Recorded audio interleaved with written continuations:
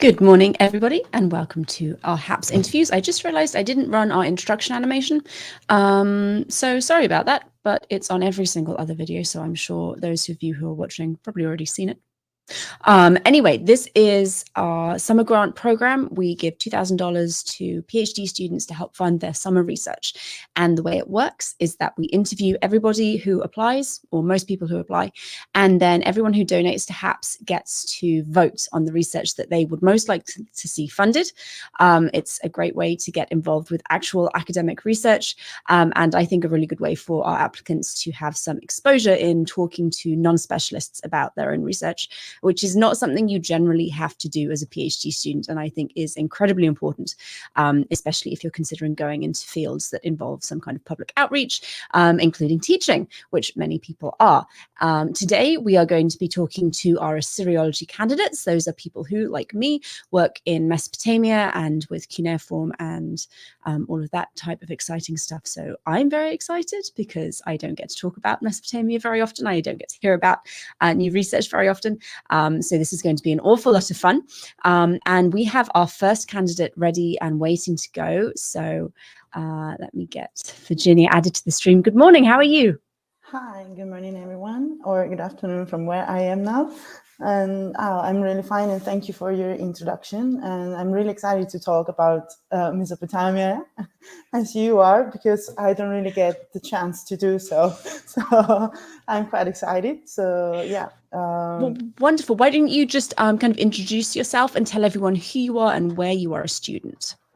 Of course. So I am Virginia Girardi. I am from Italy, but I am a second-year DPhil student in Oxford in Oriental Studies at Wolfson College. So, and currently I am a DPhil candidate, and so I already passed my transfer status, and I am working with Jakob Dahl on my research project that it's focused on year 3 period boat transport.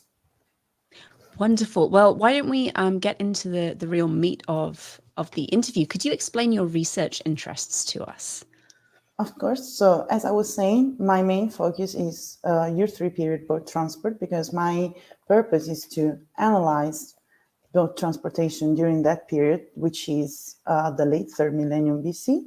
So what I do is studying the year 3 texts, basically administrative texts, in order to identify all the different transfers that occurred by boat, either via the natural water courses or via the artificial canals that the year 3 kings developed during their reigns. So basically my aim is to understand how boat transport was organized in the year 3 state, because we know that the year 3 state was a really highly centralized organization on the administrative and economy life. So what happened is that they had a specific system of redistribution for all the economy and their goods, and most of this transfer, as I was saying, occurred by boat. So what I try to do is to understand how this aspect of the economy was organized and managed, and I do that through the textual analysis. So at this stage of my research, I am analyzing the actual texts. So, and what comes out is that there was an effective system that worked, and that all of the different provinces were implied in this system in a different way. And also what is striking for me is that some provinces were more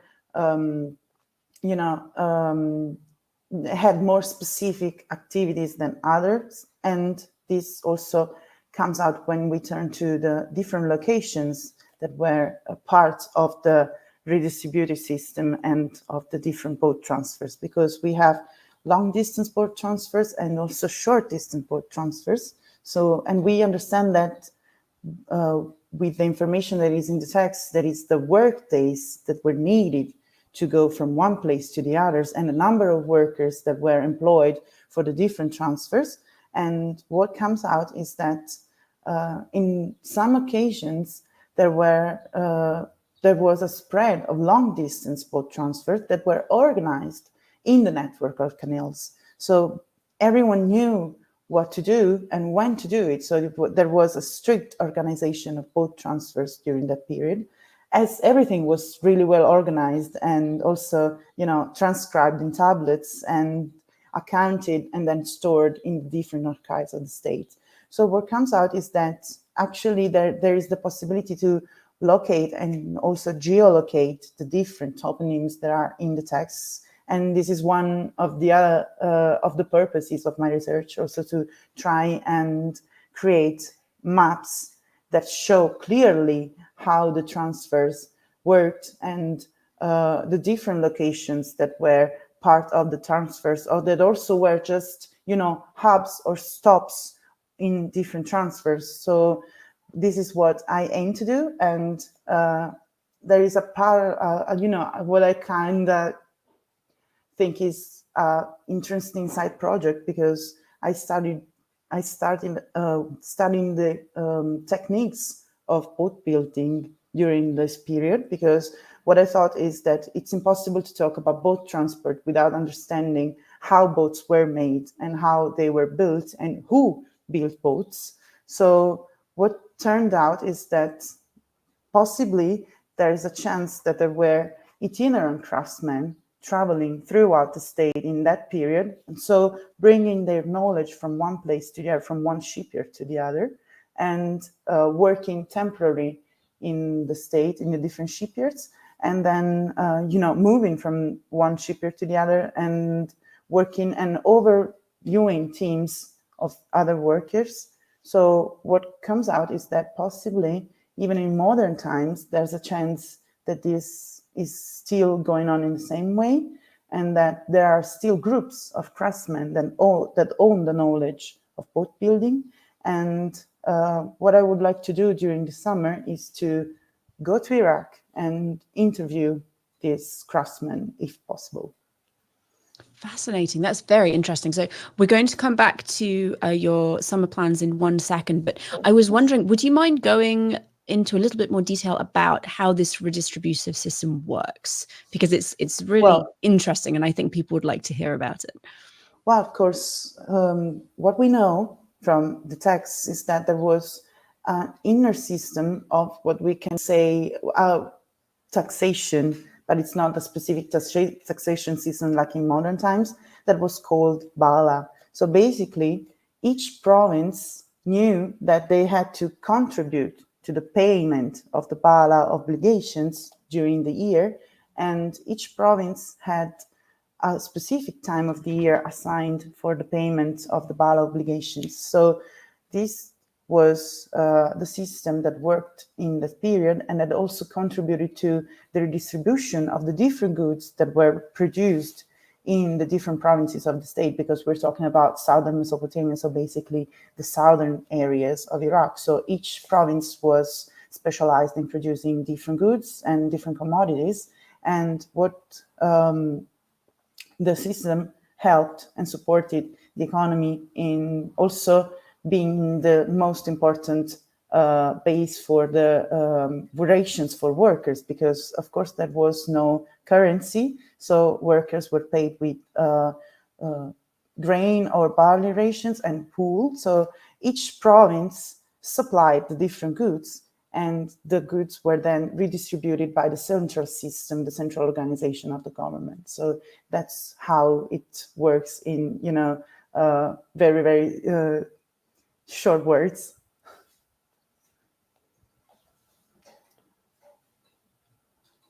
I'm sorry, I can't hear you. I know, that's my fault. I muted myself. Sorry. You mentioned over the summer that you're planning on going to Iraq and speaking with modern boat builders who work in a similar way to what you see in the O3 texts. Have you, I assume you've managed to contact some of these groups and kind of get the preliminary conversations done? So, well, everything started in last February, because I had the chance to travel to Iraq for the first time for an international conference on Iraqi heritage. And there were a lot of people from the University of Kufa and the University of Baghdad. And while talking about my research project and the ethnographic study that have already been done and carried out by other scholars, what turned out is that I could arrange another meeting with, in partnership with the University of Baghdad and the University of Kufa, to have someone that can bring me to meet these people living in the southern marshes. So it's not an easy environment to go to, and there needs to be attention to the exact period to go there, and the climate and the environment, it's not that accommodating. So what needs to be done is to first work on the interviews in the way that they are responsible and reliable and not offending anyone, and then getting someone to translate the interviews, and so have an interpreter for me. And also what I can do is arranging that with the contacts I have in the University of Baghdad.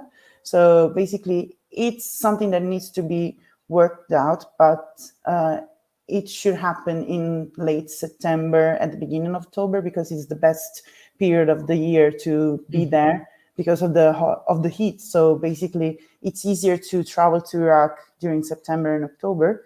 But before, I will also be part of the annual meeting of the European Association of Archaeologists, and this will also be an occasion and an opportunity to talk about my research project, and also, start being in contact with other scholars that work in Iraq and other scholars that have already traveled to Iraq, and also people who can maybe support my project and also maybe be part of it if needed, and also be, of course, a strong support for my, it's partly archaeological and partly ethnographical project. So it's something in between archaeology and ethnography. But I love it I really support multidisciplinary approaches, because also, Assyriology needs to be looked at from different points of view. So that's what I'm trying also to do with my research project. I agree. I think it's incredibly important, and something that Assyriology is definitely getting better at as time goes on. And each time I do these interviews, people have really fascinating angles where they're incorporating research from other fields that I think is just wonderful. When you're doing, so I don't know anything about ethnography. So if I ask a stupid question, I'm truly sorry. When you're doing ethnographic research of this type, what kinds of things do you have to be aware of in terms of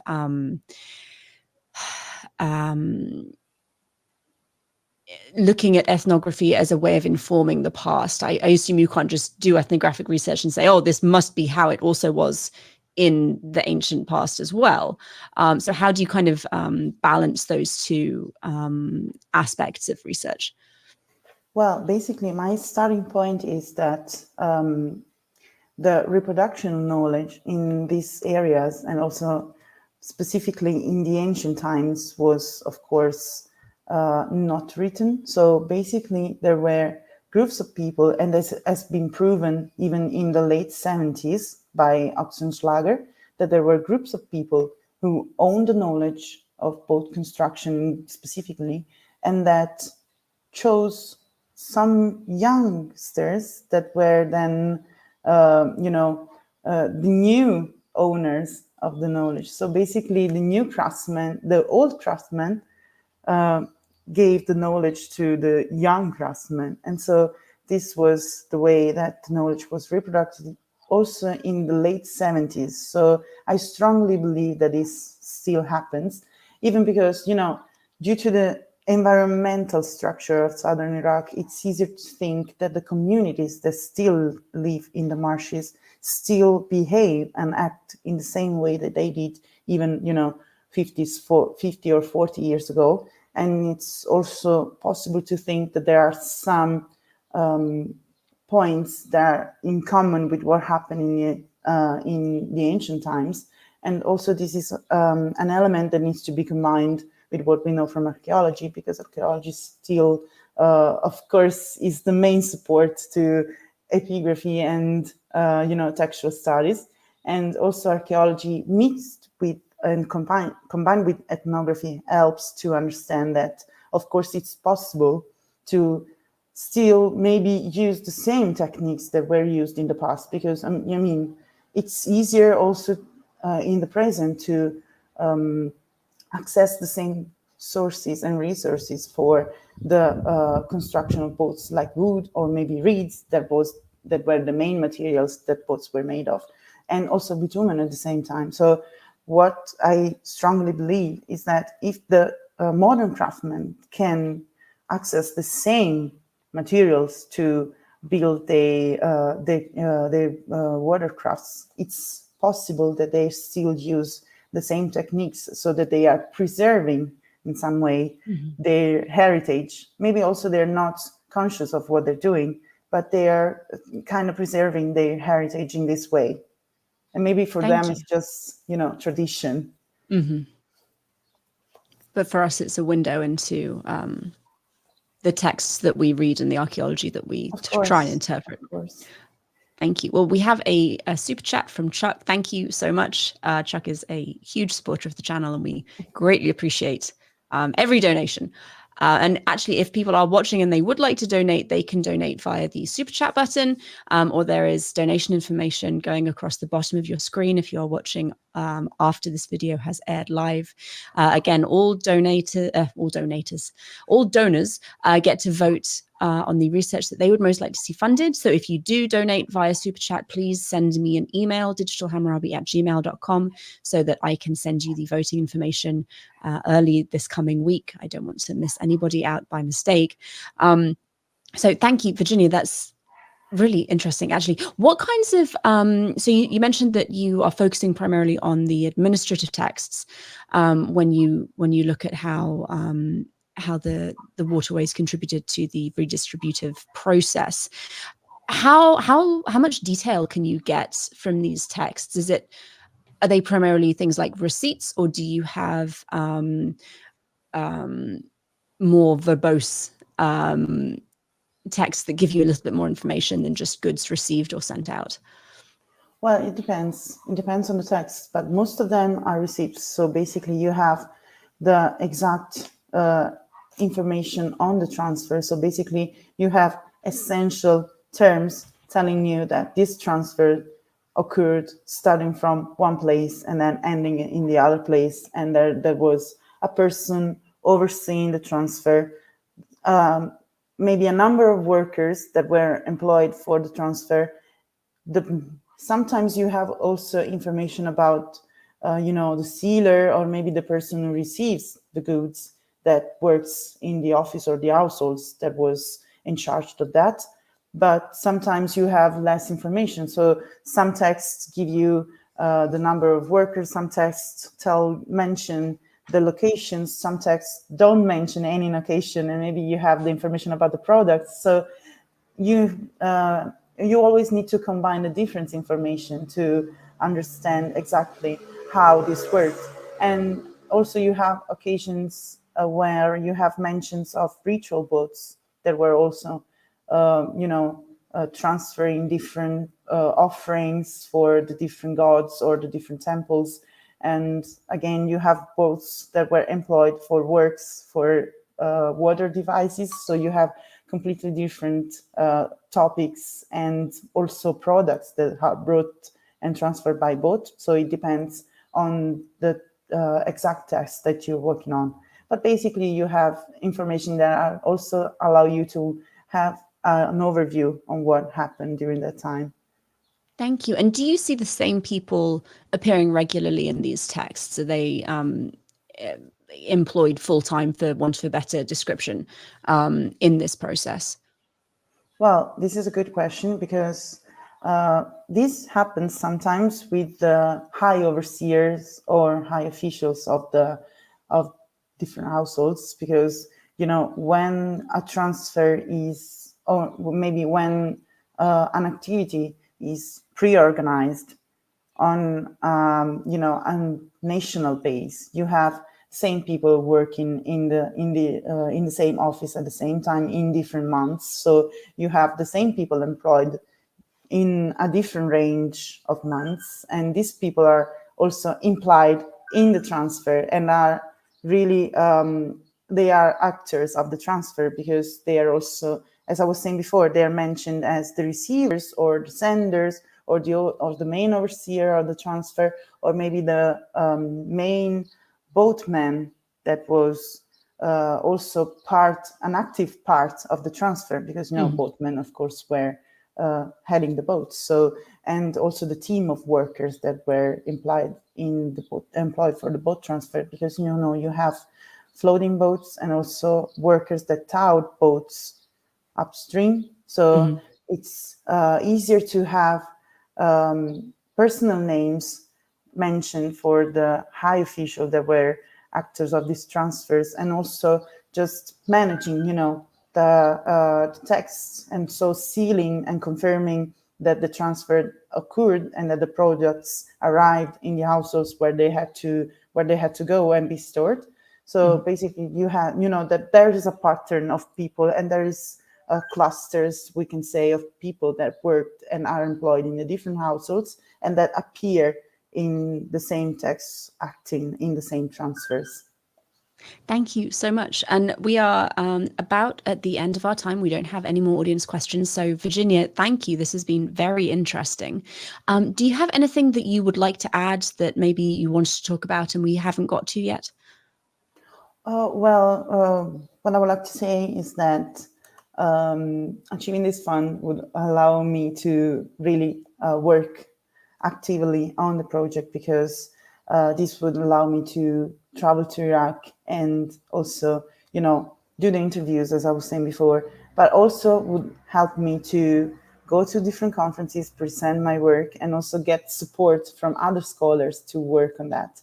And something that I would like to add to, specifically regarding to my projects, it's that geolocating the different, we could say, cities that were implied in boat transport, it's something it's really innovative, because no one ever tried to geolocate the different sites. So all the maps that we have that representing Mesopotamia during the late third millennium period are not exactly geolocated maps. So what I'm trying to do is also to produce something that can be, of course, used by other scholars that are interested in studying Mesopotamian, and also that can help to reconstruct the actual geography of the area. Thank you very much. And I think that raises an important point, that all of the scholarship we do both builds upon that comes before us, and hopefully allows the people who come afterwards to keep building on the work that we've done. So what you're doing is not only interesting, but incredibly valuable, because it helps build this bigger, fuller picture of what we know about the Ur-3 period, which I have to say is my personally favorite period of Mesopotamian history. So I may be a little bit biased. But Virginia, thank you again. It was a pleasure talking to you. And I will be in touch at the end of the month with information about next steps. So thank you again, and we'll talk to you soon. Thank you very much. Bye. Bye. That was Virginia working on the boat transfers of mostly barley, I imagine, during the Ur-3 period in their fantastic redistributive system, which is called the Bala system. For those of you who do not know about it, go and Google it, or listen to Virginia's interview again, because it's really cool and very clever.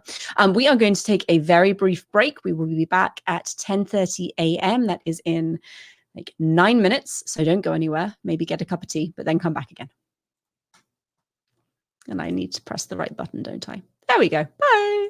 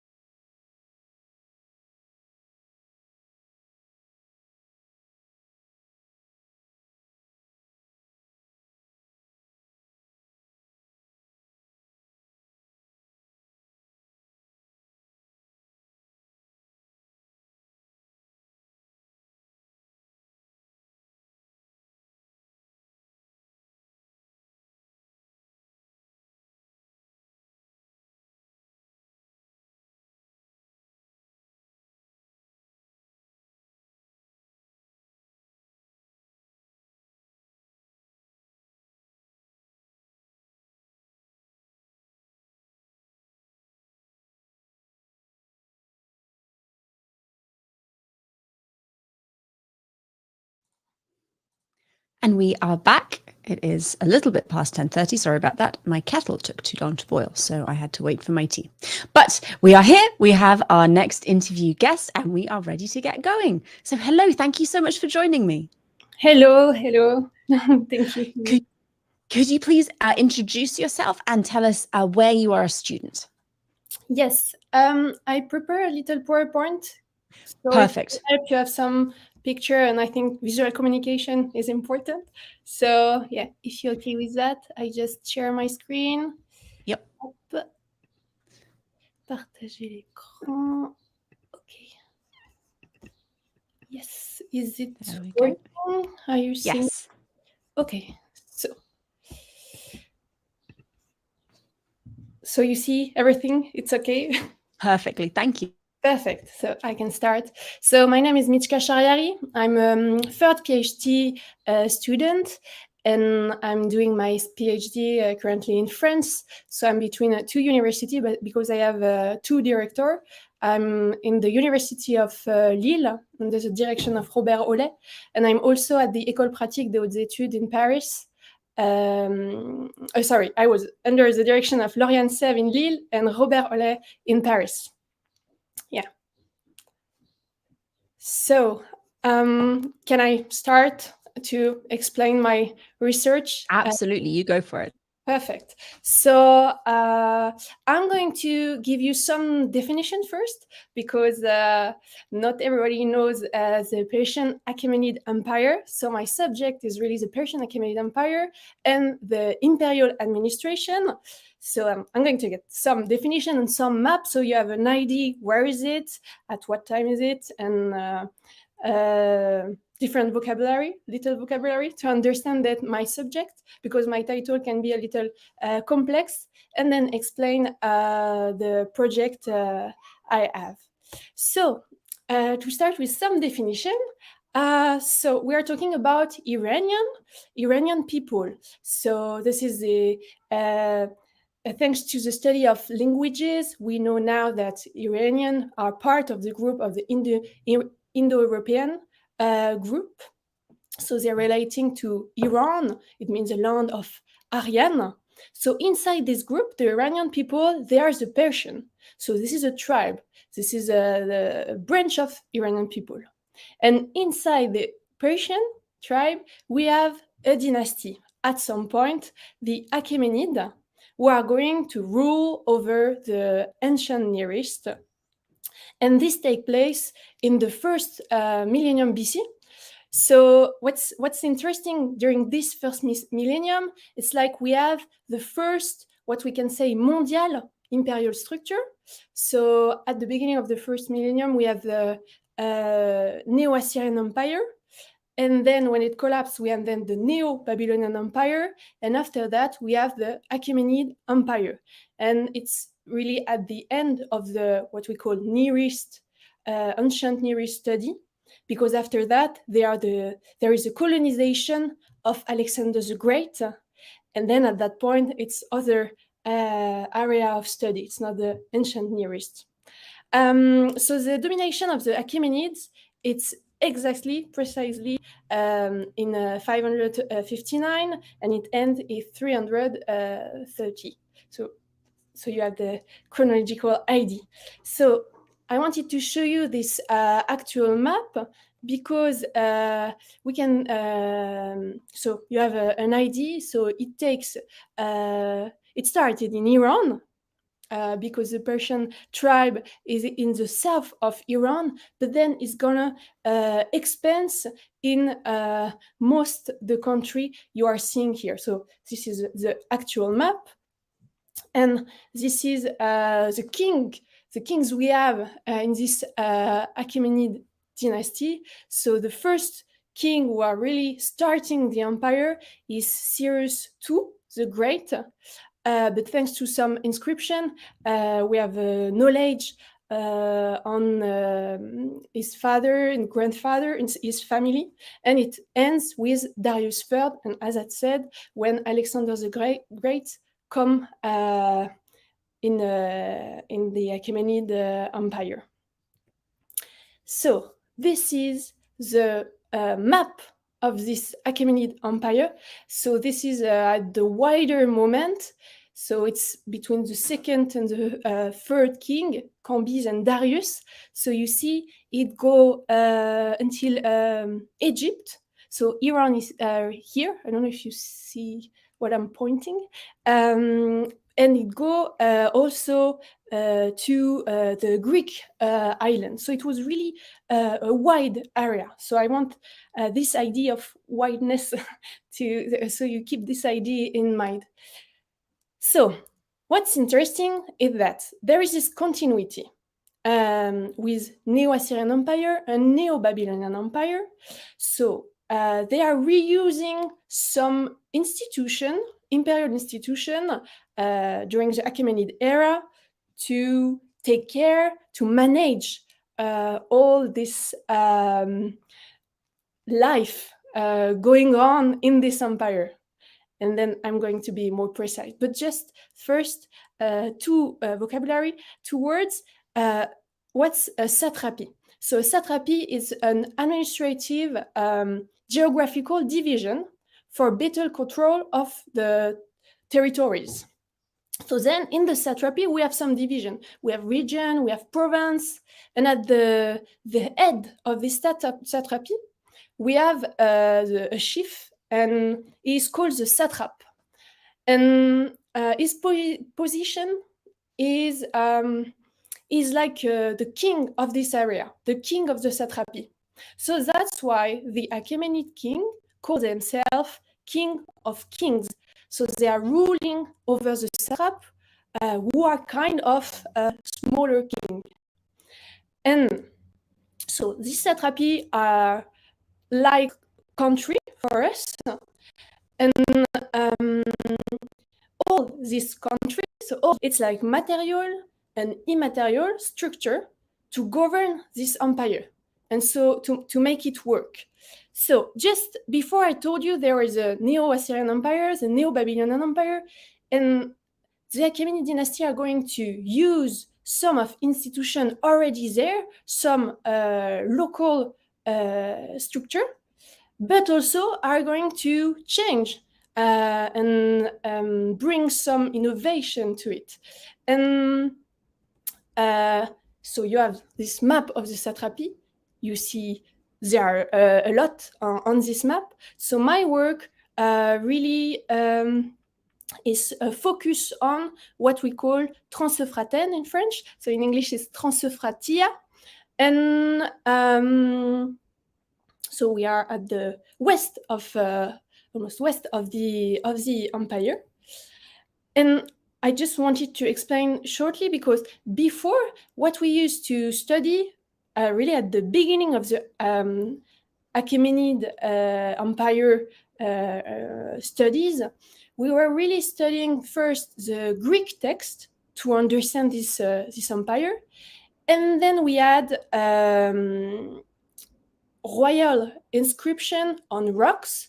So both of them are ideological texts. So there are some propaganda in this text. So it's complex to try to find historical evidence in this. And in this way of studying, we have lots of architecture, because there were lots of archaeology and excavation there in different sites. Here you see some objects from Susa, also from Susa, but we have some similar objects in Persepolis, for example. So my perspective of the administration, so when you are studying in art history, you are looking to, for example, with this picture, you are looking to archer, you are looking to the painting, to the color, to the motif and everything. And my approach is like archaeological, historical, and also epigraphical, because the center of my thesis is the study of administrative material.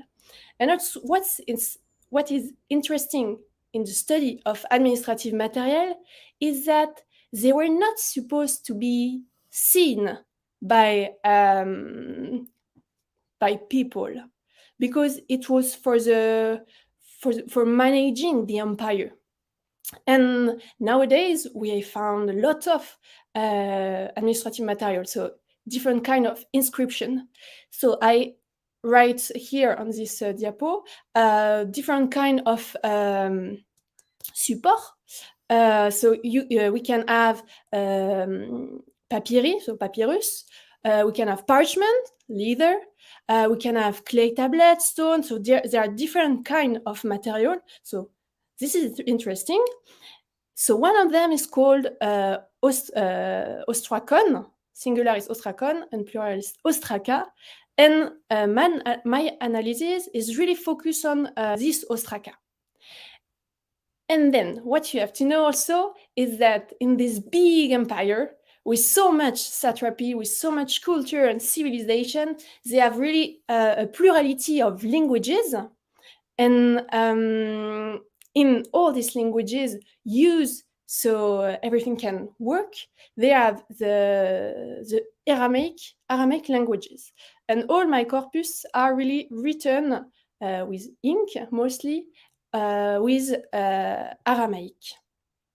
So now I can really talk about my subject, because I think you have all the data to understand it. So my title is Research on the Institutional Landscape of the Achaemenid Empire in Trans-Euphrasia, and then the Idumean Ostraka. So, institutional landscape, it's this administrative structure, but it's in a wider view. So to try to understand the pattern of the imperial institution. So Achaemenid Empire, now you know, it's the dynasty of the Achaemenid. And Trans-Euphrasia, I show you the Trans-Euphrasia on the map. So it's one of the satrapi. And this is Trans-Euphraten. And in this satrapy, we have, so this satrapy is what we call the Levant area. So this is the division of the scholars to understand all these geographical places.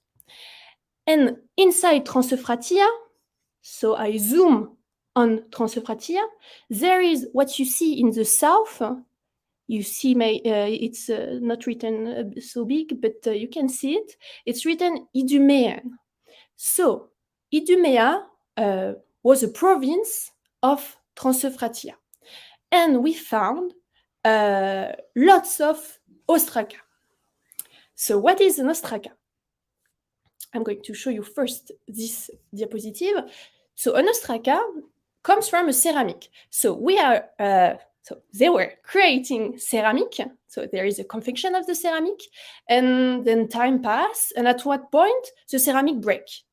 And when it break, it's the pieces, we call it sherd. The sherd, they can reuse it for lots of utilization. And when they decided to write on it, it's then called an ostraka. An ostrakon, sorry. Singular, it's ostrakon. So in Idumea, we found 1,800 ostraka coming from archaeological excavation, but also illegal excavation. And so there's some publication about this ostraka. So I created a big database to analyze the inscription we have. So I show you one example. It's mostly 3 or 5 lines. They're giving some date information, sometime year, talking about people, the affiliation of these people, and product. And then sometimes places. So on this ostraka particularly, you can read on the 5th of Tishri. So Tishri is a month. Zaidiel, son of Kosani. So Zaidiel is someone. We have this filiation. In possession, barley. So we have a cereal. We have the quantity. And then we have a name, Netina. Netina might be the receptor. And maybe it's an agent of the empire, working for the empire to get product. For example, for the taxation, it's possible they have to pay for the tax. Makeda is the name of a place.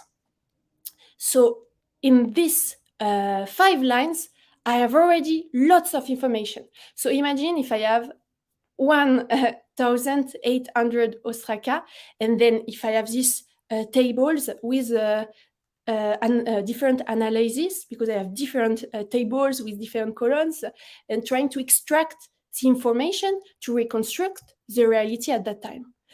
So I have this, and I have, so this is in Aramaic, so I wanted to show you, this is what we called Imperial Aramaic, because at that time, it was not really the same old Aramaic. They changed a bit the letter. Today, Aramaic is still spoken. So it's not exactly the same that the one we are talking today, and the alphabet is obviously a bit different. And then we have also 2 other corpus in Persia and in Egypt, and it's unpublished corpus, really smaller corpus. But it can really help to compare, to try to understand the pattern of this administration. So first, I have to work on the translation with, I'm working with 2 teachers on this corpus. And then I will try to put that together to try to see, to understand the meanings, the similarity, and do we have a pattern, and can we reconstruct the daily life and the administrative way of managing lots of things. Like mostly it's economic. We can resume like that. So I wanted just to finish for the research interest to show just this map, so you have an idea, because we had a road at that time. So this is interesting, the exchange between all this satrapy and how is it working at that time. So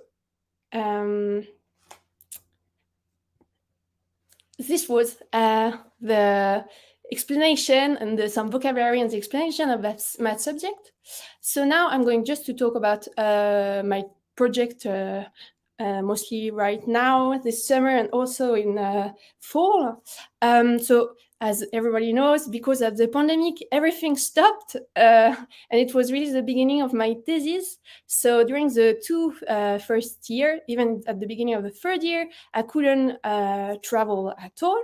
So it was difficult because also the books I was supposed to have access to were not, like the publication stopped when the pandemic started. So it was kind of difficult because you have to adapt and do other things, but then it's not really the things you have to do for your subject. So at the beginning it was difficult, but now everything is coming at the same time. So right now I'm studying the material from Persia, so one of the comparative material in Chicago. So for this summer, I have to write what I'm studying right now. So that's why there is an article in preparation, and also I have to write one part of my thesis about this material. This summer, I have to write about the database I created. So you see, I'm really in the writing moment of my thesis, but at the same time, I have to do the travel because before it was impossible. So that's why 2 trips are coming this summer and this fall. I would like to have a trip in August to visit the archaeological site in Israel and Jordan, and also the teams in Jerusalem and Tel Aviv, but also to be able to visit the sites with them.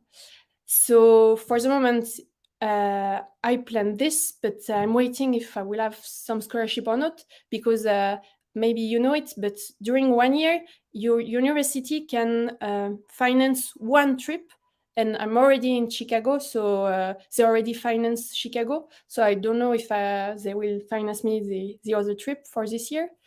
And the other really important trip would be to study the material from Egypt.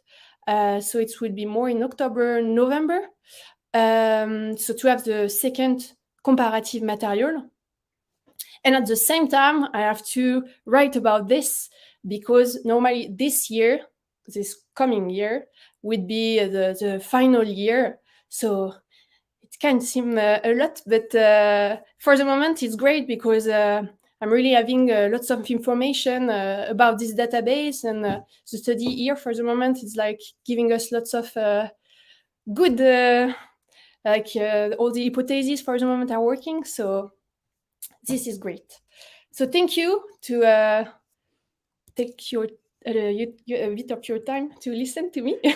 And That was really very good. Thank you. And thank you for explaining all of your terms. It makes me personally very happy when people do that. But no, that was wonderful. It comes across. You're clearly very passionate about what you do. We have one question before I let you go. Oh, no, maybe two questions. So asking, why did you choose to study what you chose? Is it maybe influenced by the amount of material available, or did you have another reason? Yeah. So for the Achaemenid Empire, lots of different thema has already lots of teachers are already working on some thema. For the administration, it's kind of new point of view, and we have lots of information in the center of the empire. So really, the periphery of the empire, for the moment, there is nothing.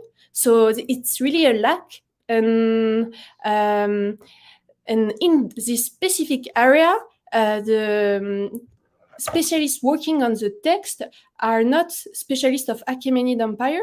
They are more really in the languages study. And so it's really, so it was lacking. Really, it was lacking. So I really want to help to and try to understand this zone. And then I hope other students will study the other zone. So at the end, we can understand the whole thing, and have a objective point of view. I don't hear you. I think you have, Sorry, I mute myself so that people don't hear me like picking up my teacup while you're speaking, and then I always forget to unmute myself. So sorry. And Alex again, excuse me, asking if you've experienced any difficulties accessing material from Elam. So material of Elam, it's not really, I don't know what you are saying when you say material of Elam, because I'm not really working on material of Elam. But if you're talking about material of Persia, so it's mostly from Persepolis and his area. So it's between Iran and Chicago. So I'm kind of lucky because the thing I'm working on are in Chicago. So it was kind of easy travel. But that's why it was the first travel, and then I will see for Israel and Egypt, because it can be a bit more difficult. Have you found generally that when you need to access material in other countries, that's maybe in museums or in universities, have you found that people are generally happy to let you access it for research purposes, or have you found it's more difficult? For the moment, like, everybody is really open. So, and they are really happy when I present the project because it's also a new approach, and it's good. And because of the pandemic, everything was really stopped. So everybody is happy that we are like research is coming again, and for the moment, it's working. I can say. Good. Well, I am glad to hear that. Thank you. I know a few people that have had less easy experiences, and it's always good to hear when you're able to get access to the material you need for the research you want to do. We don't have any more audience questions, so thank you so much for your time and for explaining your research so fully. It's been a pleasure talking to you, and I will be emailing everybody at the end of the month with information about what happens next. Okay, perfect. So thank you very much. Thank you to everybody. Thank you, Mishka. Bye. Bye. That was Mishka. She is working on ostraca from the Achaemenid Empire found in the Levant, but also in Egypt, which, yeah, fascinating. I love this. I don't know an awful lot about the Achaemenids, so having that very clear, very well laid out introduction was personally very helpful. So I hope everyone else found it as helpful as I did. And we are actually ready to go right into our next interview. So without further ado, I'm going to add our guest into the stream. Hello, thank you so much for joining us. Oh, hang on. There we go. Hi. Thank you for having me. Oh, no, it's an absolute pleasure. Could you introduce yourself and tell everyone where you are currently studying? Yes, sure. So I am Annarita Monfanti. I am a PhD candidate at the University of Pavia in Italy. I am pursuing a PhD in history, and my main research focus is the European state. Urartu is a statal entity that emerged in eastern Anatolia and on the Armenian highlands around the half of the 9th century BCE and lasted until the 7th century BCE. My PhD title, my dissertation title is going to be Creating a Culture, because what appears to be in the Armenian highlands during the European period is a culture imposed from above. We have some very scattered materials clearly connected to the European state, but we don't know how deep into the population these materials were rooted. Another characteristic is that the European materials are extremely, have this big similarity with the Assyrian ones. Even though we know that the Assyrians were their big rivals. So that's mainly one of the reasons why I'm studying this culture, because it's like bizarre. What I'm trying to do in my PhD, in fact, is to try to like isolate the contexts that shaped the European culture, trying to understand how contacts with other entities shape their culture, and how the Europeans presented themselves to the people they were governing on. The materials I'm studying are basically metalworks. I believe that like European shields or quivers are very famous materials, are very well-known materials. But also we have a small set of ivories, and a small set of writing inscribed materials. But we have also a whole lot of stone and rock inscriptions. What I'm basically focusing on currently is exactly the writing in Urartu, especially how writing was introduced, adapted from the Neo-Assyrian cuneiform, and adopted by the Europeans, to which purposes writing was used by them, and to what extent writing was actually diffused on the Armenian highlands. In order to do so, for example, in this moment, I am in Cambridge. I'm working with the CRUISE project, which examines exactly the contacts and relations between early writing systems. And my project really fits into this topic, as I said, European adopted their writing system from the Assyrian ones. So my current project is exactly the study of why and how the Europeans introduced writing on the Armenian highlands, and why. Thank you very much. Again, Urartu is something I know tangentially about. Could you tell us a little bit more about why you chose Urartu to work on? Yes, I really much enjoy working on Urartu because it's a very understudied topic. But I feel like also these smaller realities and peripheral entities are very important into the shaping of the ideas we have of the history of the ancient Near East. And the fact that they're very understudied, and there are so many things to do again on these topics, is really interesting for new scholars, for like junior scholars. I couldn't agree more. We have a question from the audience already. What languages have you come across when looking at this writing? The writing in Urartu is only in Eurasian, but it's interesting, this question, because we find in Urartu what is called hieroglyphic writing, which is a writing system which closely recalls the Anatolian hieroglyphic one. In fact, some of the Eurasian pithoi found at the site of Altıntepe, which is in eastern Turkey, helped also in the decipherment of the Anatolian hieroglyphics. So these writings are kind of connected, but we don't know much of the language that is hidden under the Eurasian hieroglyphic. So much so that many scholars do not really believe that this it was a real writing system, because we can't interpret it, and we don't know what language was written through this writing system. It's interesting also that often cuneiform and hieroglyphic were written together on the same object.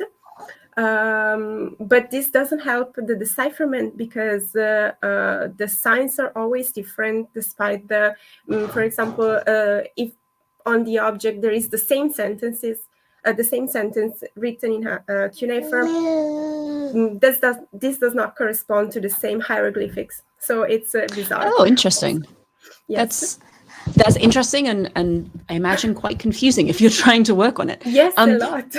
How well then can you read the cuneiform Urartian, and is it completely translatable? Yes. It's completely deciphered.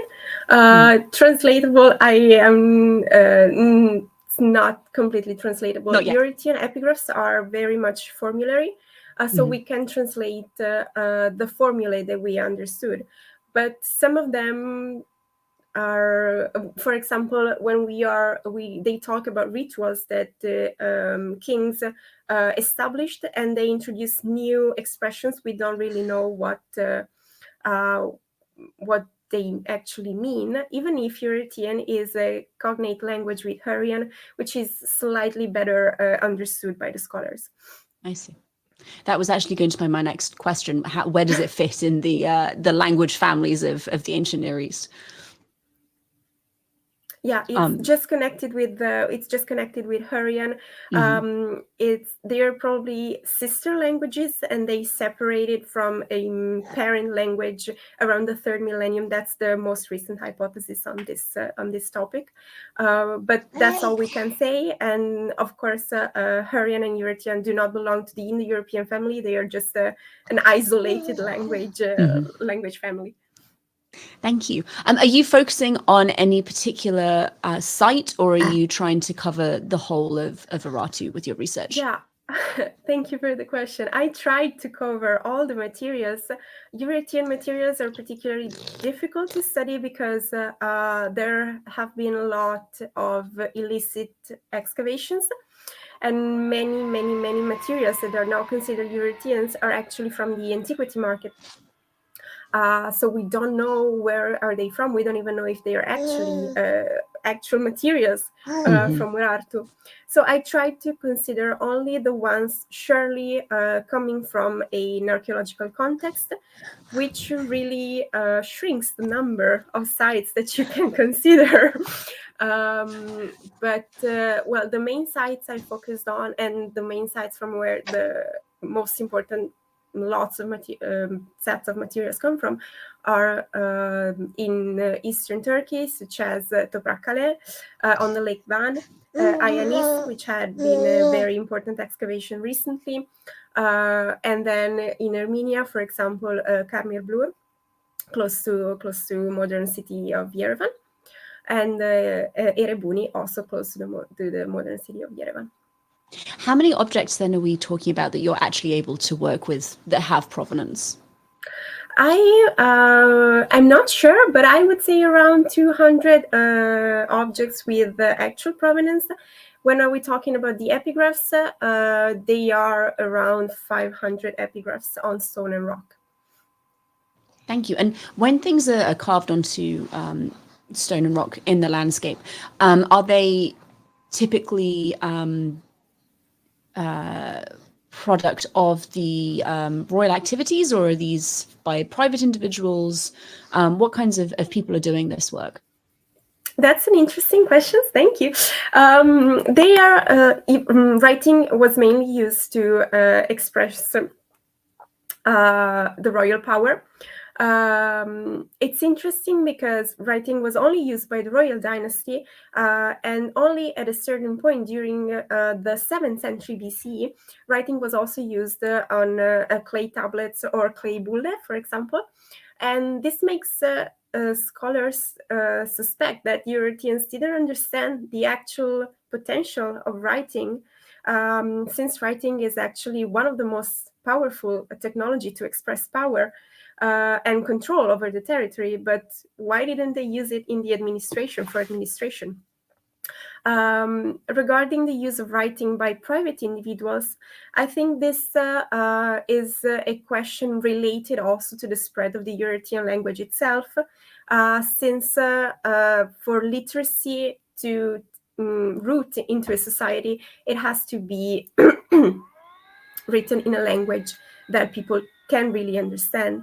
And that wasn't probably the case for European. Probably it was only a language spoken by the elite, but not by the people.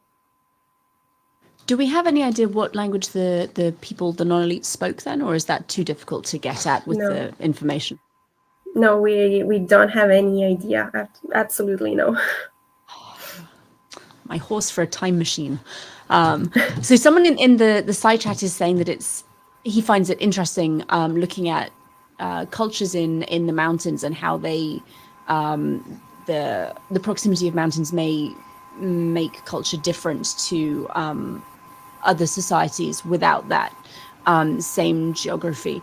Do you, and I'm completely going off topic here, so forgive me and tell me if this is not a productive line of inquiry. Do we see Ouratian society, is it generally rooted in the mountainous regions, or does it come down into the lowlands as well? No, basically into the mountains, into the lower Caucasus and the Armenian highlands. And we find, the only places where the European comes on the lowlands is around the lakes. So around Lake Van, which is actually surrounded by mountains also, Lake Sevan and Lake Urmia. But that's as far as we can go. Yeah.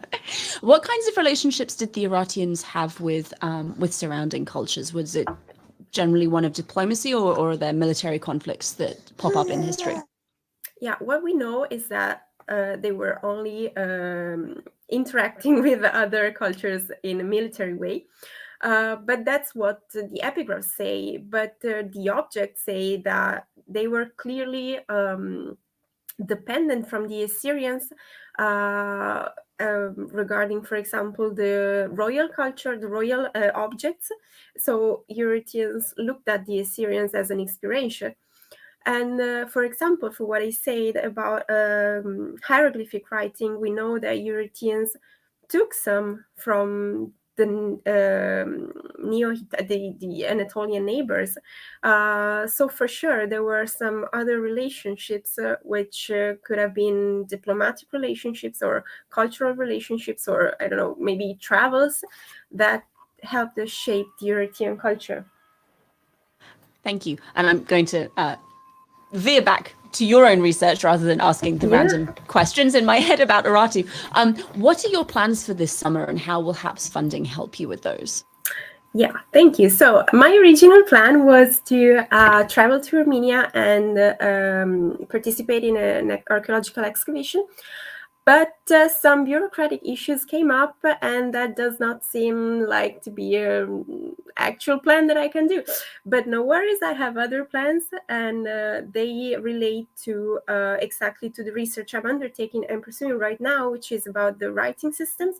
I would like to spend some more time in Cambridge with the cruise team to focus more on this subject, and to prepare maybe some other research that I'm going to undertake in the future. Wonderful. Can you tell us about the other research you're considering, or is that not ready to be talked about yet? No, yeah, it's exactly a research focusing completely on the European writing system and writing culture in Urartu. And so I would like also to examine how writing was used, which objects were inscribed, and what was the purpose of these objects, and to try to identify the agency in European writing. And well, what would be the final aim of this project is to try to contextualize the European experience on the adoption and adaptation of writing with other Near Eastern experience, such as the Hittite one or the Ugaritic one. That sounds really interesting. And I have a personal interest in looking at the connection between writing and objects and archaeological find spots. Do we have find spots for the objects you're looking at? What kinds of areas were they located in? Yes, we have some, mainly from temple areas. Of course, but we also have to know that, for example, the objects found in Karmirblur, they have probably been transported from the Erebuni site when the Erebuni site was abandoned, and so they were stored in a storage place. And the context where we found them was not the primary context where they were supposed to be. So it's also interesting to try to reconstruct this primary context and see if we can do it through the comparison with other objects found in primary contexts. Thank you very much. We don't have any audience questions for you. Is there anything that you would like to talk about that we maybe didn't get to yet? Actually, no, we pretty much covered all my research interests right now. Wonderful. Well, thank you, Anna-Rita, for joining us. It's been an absolute pleasure to hear about your research. I'm sorry for the mild interruptions from my small friend here. But we will be in touch by the end of the month with next steps and updates about where we go now. So thank you again. Thank you very much, Megan. Thank you. Bye. That was Anna-Rita looking at Urartian, Urartian written material, which generally seems to be royal inscriptions. And thank you everyone for joining us. We are actually going to take a brief break until 12:30. And when we come back, no, thank you. E.L. Mazaris will be conducting the remainder of our interviews for today. We will go from 12:30 to 2:30. I will not have a small child shouting through the microphone, which will probably be helpful. I'm going to leave the stream up so you can go get some lunch, get a cup of tea, whatever it is you wish to do. But do make sure that you are back at 12:30 to continue our interviews. Thank you everyone for joining us. Thank you all for your questions and for your interest. And as a reminder, if you would like to donate to HAPS to help fund some of this research and also to vote for which research you would like to see funded, your vote does have a direct impact on where the money goes. There is donation information scrolling across the bottom of your screen. Any donation, $1 through however much, will get you a vote. It's not weighted depending on how much you donate. Yes, I know. So please do donate. Your money is very useful and very much appreciated. And we will be back at 12:30.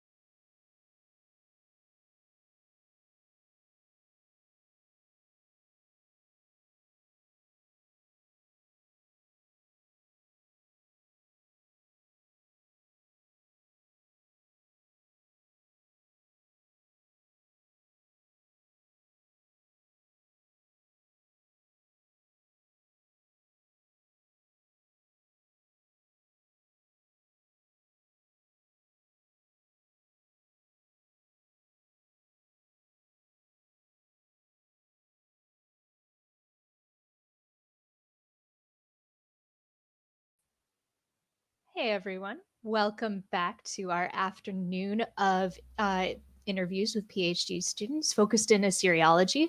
This is for the Humans Against Poor Scholarship Summer Research Grant, and I am so excited to be here this afternoon talking with Rita.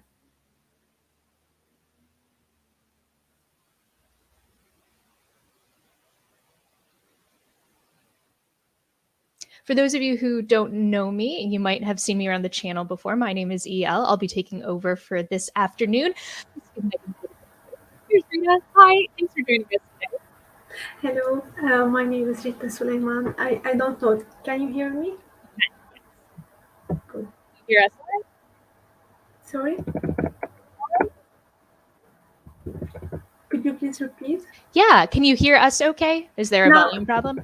Now, yeah. Excellent. Yeah, there's always some tech difficulties. Well, thank you so much for joining us, Rita. It's my pleasure. Thank you. Yeah. Can you start by telling us just a little bit about who you are, where you are, and just a tiny bit about your research interests in general?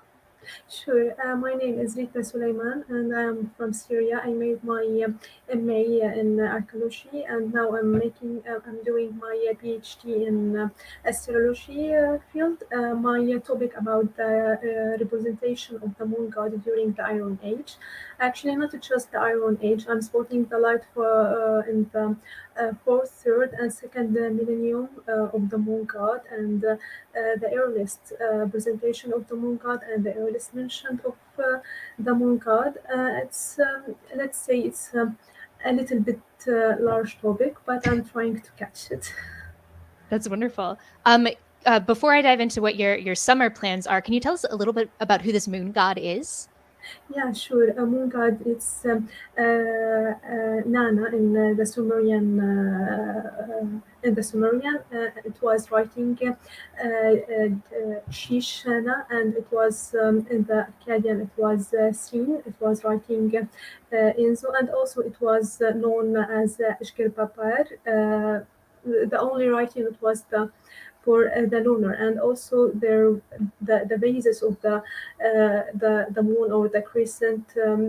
There was three bases of the crescent. It was like kidney, and which were in many other named after the crescent during the Sumerian period. The kidney shape used for the second part of the base of the moon. And yeah, and actually the moon god has a strong family. His father was Enlil, and his mother Ninlil, and the mother of the moon god was the consort of the wives of the moon god, it was the Ningal.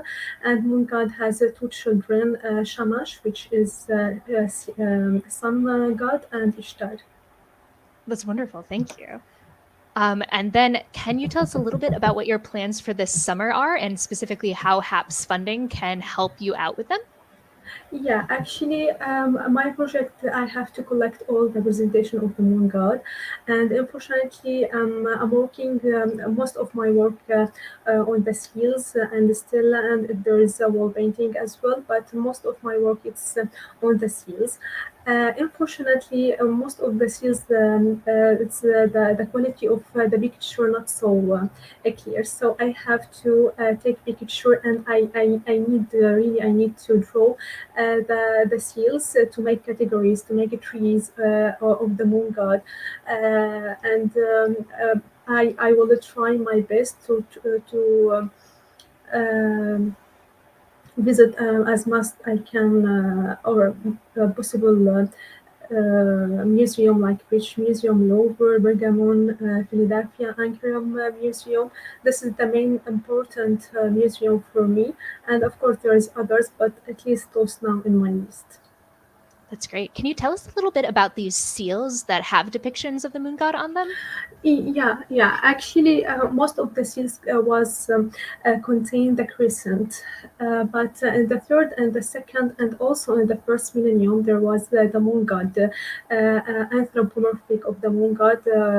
On the seals. In the third and the second, the moon god was depicted with his attribute, and the attribute of moon god was many, like the pole, the pot, also the crescent.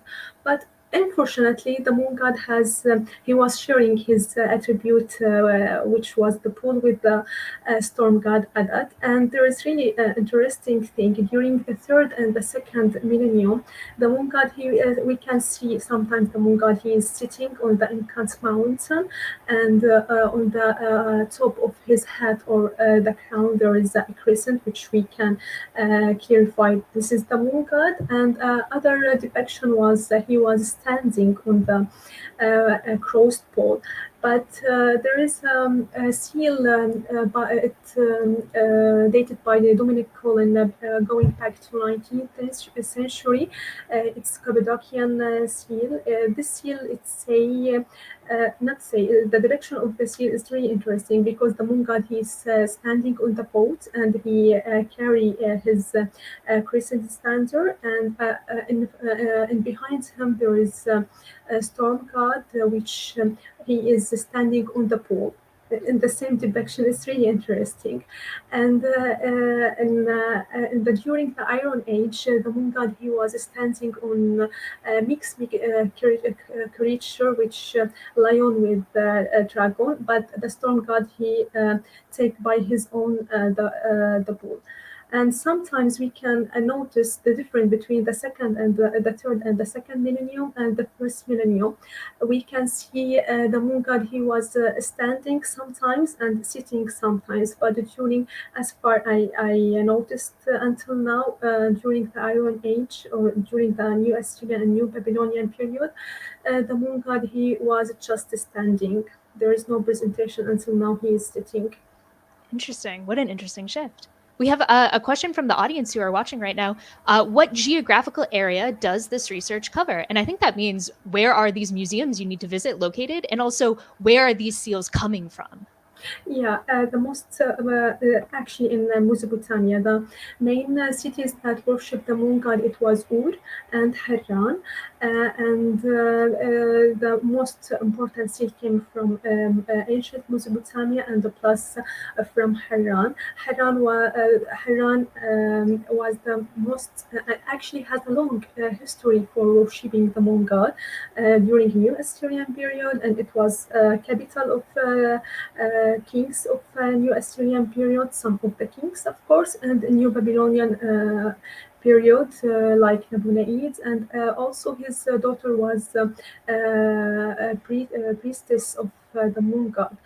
And during the ancient world, it's actually another aspect of the moon god, because in the Ur there was Zakurat, and on the top of the Zakurat there were the moon god temple, and it was in Ur there was Timnos, and Timnos was like a big complex of building worship lot of god or goddess, but the main god was in the Ur, it was belonged to moon god, and next to the Zakurat was Kipairu, which was the building for Ningal, the wife or the consort of the moon god, and in the Kipairu was a priestess who servant the moon god, and usually this priest was the daughter or the prince of the king. And in the ancient Mesopotamia, it's the rituals. It was very important, and the king and the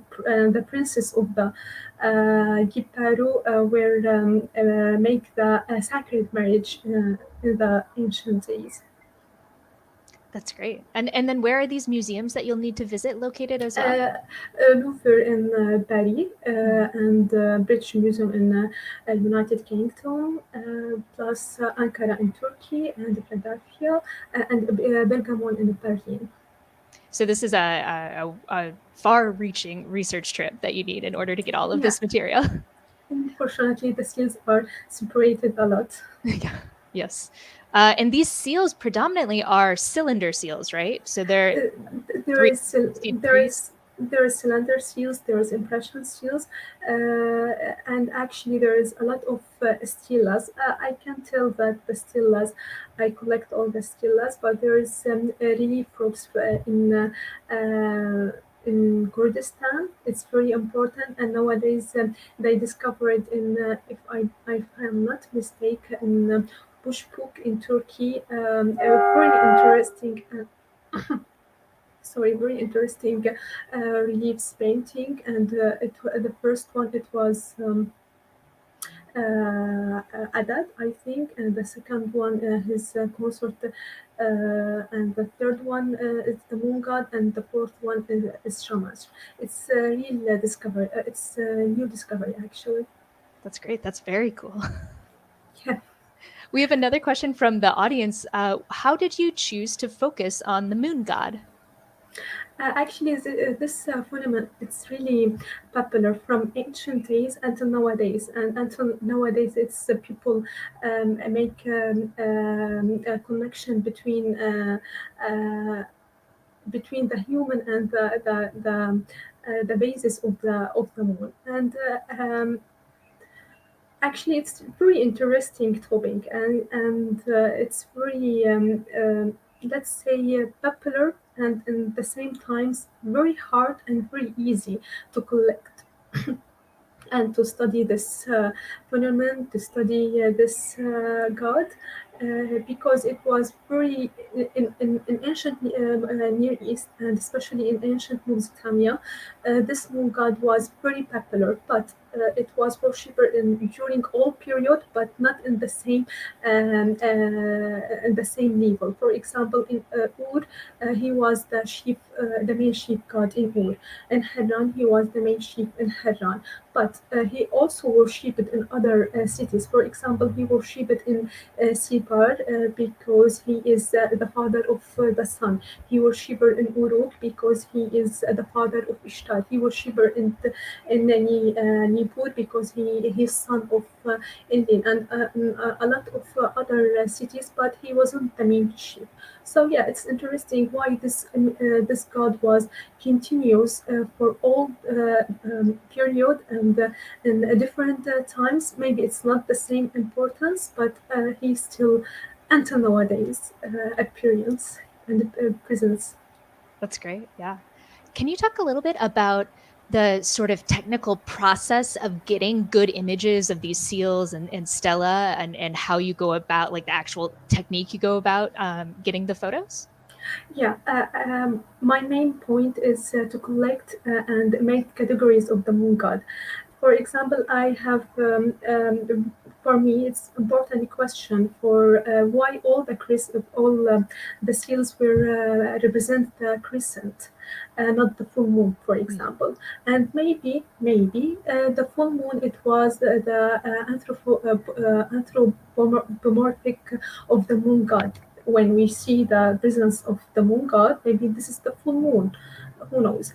And my technique is to draw all the seals contain the moon god, the crescent, especially in the Iron Age time, and plus spotlight the important seals during the third and the second millennium. If of course, if I have time and I have good funding, I really want to collect all the seals or all the seals contain the moon god or the crescent during from the early period until the Iron Age period. That's great. I know a lot of these seals and stela also have text on them as well, a very tiny amount on seals. Does that factor into your research as well? Actually, if there is a seal, now I'm studying Akkadian, and if there is this inscription in Akkadian, I will try to read it. If no one read it, but I'm still learning. Of course, there is a still has this inscription and titles or anything, but unfortunately, it's already not. Actually, it's fortunate it's written already. So yeah. That's great. Are you able to draw on any other textual sources? Are there any tablets that discuss the importance of the moon god in these places? Yeah. Actually, I collect. I can say that I collect all the written texts during NeoAssyrian period and all the kings which talk about moon god, Sin, or Nana. I'm trying to collect everything related with this moon. Also, I'm collect all the temples, and one of the important temples was for seen not just in the Kuratur. There is earliest one. It's in Tutub Khafaja. Actually, this is considering one of the longest sequences of building known in New Assyrian and New Assyrian archaeology. This temple running from late Uruk period to early dynastic third, and the operation for 24 bases through 10 main levels. So it's really important for me to also collect all the temples, and fortunately I can say that I did. That's great. I imagine with a subject like the moon god, you also get to dive into a number of different genres. The moon god's present in mythology, but also in science texts and science of the time period too. So do you find yourself sort of taking a look at like at all of the material from ancient Assyria? I will try. For example, you mentioned now very interesting point. I was working on my article of the earliest presence of the moon god, and there is a mythological text. It's the journey of the moon god from Ur to Nippur, and I'm trying to collect or maybe find some seals or cylinder seals describe this journey, and this of as I mentioned, Dominic Cohen in the Cappadocian seal, it's talk about it. In my opinion, maybe this present this journey, and this journey was from Ur to Nippur, from the city of the moon god until Nippur, the city of his father. So this visiting, like family visiting, from the son to his father, and the moon god traveled by his boat. There was a 5 station. It was Ingir and Larsa, Shorbak, Timwal, and Uruk.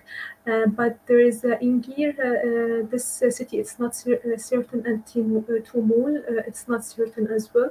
The scholars, they said maybe it's Ingir, it's between Ur and Larsa, if I'm not mistaken, and Tumul, it's between Shorbak. The other city, not Uruk, it's Shorbak, from between Shorbak and Nippur. And other mythological text, it's the cow of Sin. This text or this poem, it's really I love this very much because it's talk about the attribute of the moon god, which is the pool. And this attribute, oh sorry, this story, it's talk about when the cow want to give birth. The moon god fall in love with this cow, and he come down to the earth by a pole shape, and he gave two divine helpers to give her birth, and the cow, her name was Jimisin.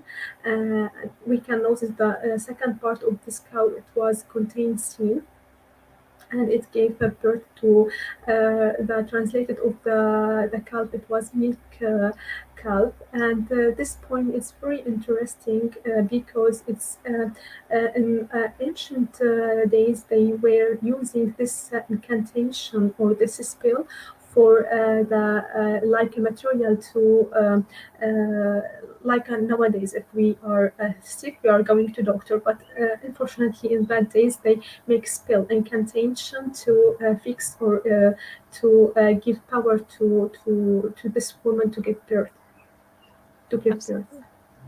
That's a very interesting story. We have another question from the audience. How do you think that your research will nuance our understanding of the moon god? Actually, it's an interesting question. By collecting all of this evidence between make geographical maps between the temples, the seals, stela, even the wall painting. There's until now wall painting from Mary. Maybe it can understand why, because we are so our human why we are so connecting with the moon, and as I mentioned, until nowadays we are still connecting with the moon. But I'm trying to understand how the old people or the ancient people, connect themselves with the moon. I think that's great. I think as part of my research, I've looked at the astronomical diaries that describe how ancient scientists would go out nightly and observe the night sky. And I think we can see in the record in these ancient texts a very different but very personal and very relatable connection to the moon, connection to these celestial bodies. So I think it's a very interesting topic to be studying. Thank you. Can you tell us maybe a little bit about the logistics of your summer research? I imagine traveling to all these locations, especially in COVID, can prove a challenge. Have you run into any difficulties when planning for a trip like this? I cannot tell yet because I didn't do that yet. I'm awaiting the funding, and I will put my best and all my energy to make a good progress during this summer, or maybe not just summer and the winter as well, to make a good progress in my project, because I have left 2 years to finish this project, and to work in the fields, it's really easy and it's really hard at the same time. So it will be, let's say, a good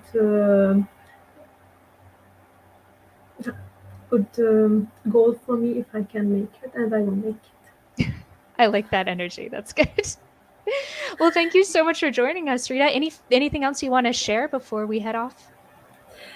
Yeah, actually, I have another point, because you had just mentioned the names. The moon god during the old Babylonian, he was in theophoric of names, for example, but it was in the second part of the name, like Amarsin, Shubisin, Ibisin. It was the second part of the names. But during of course, there's a few names.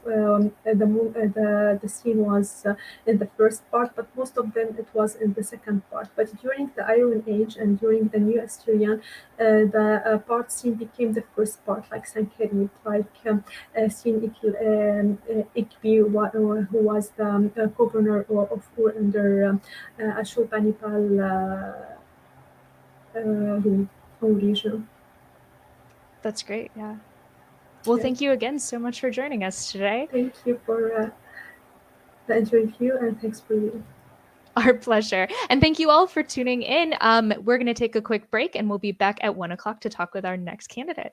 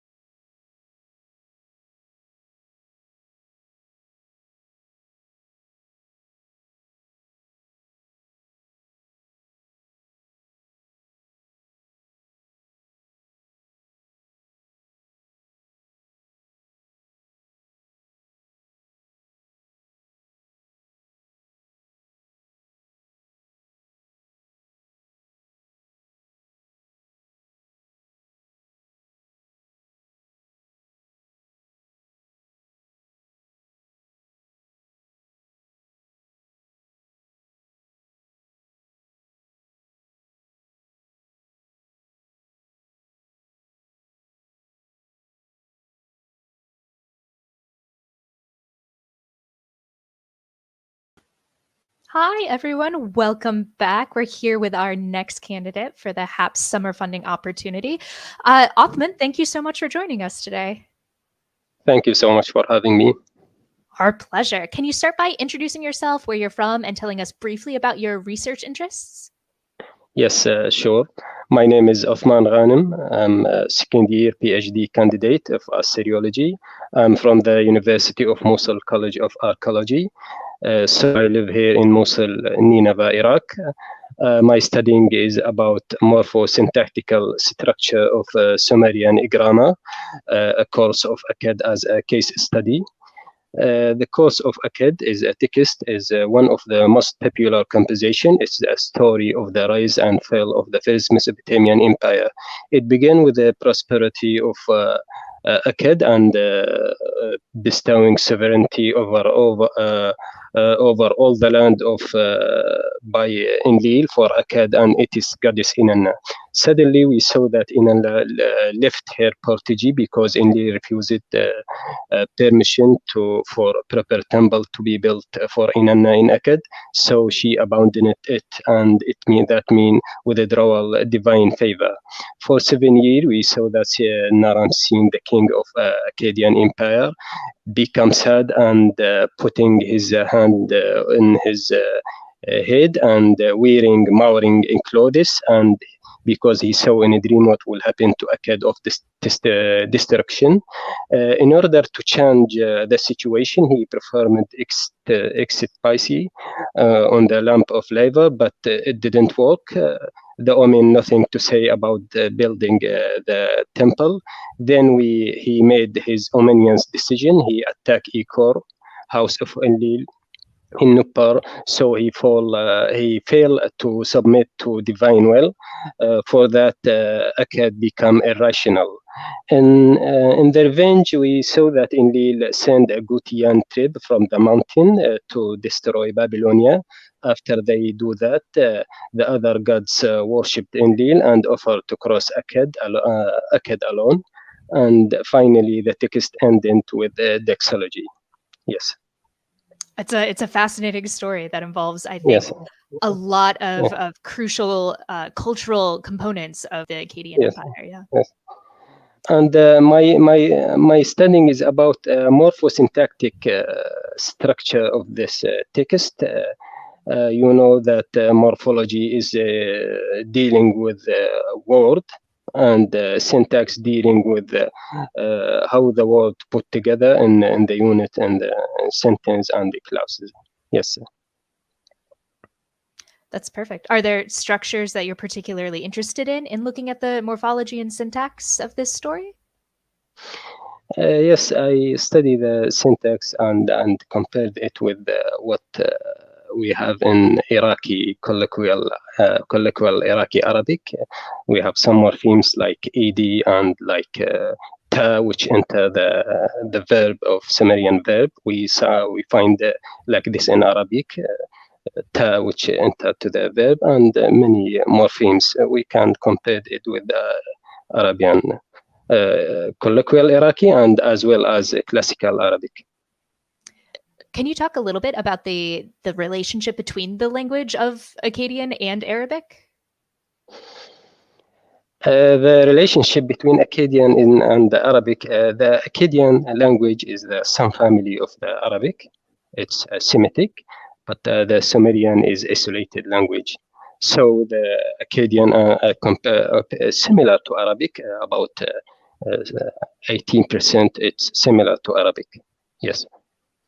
That's very cool. Well, this sounds like a fascinating project. Can you tell us a little bit about what your plans for this summer are and how HAPS funding can help you out?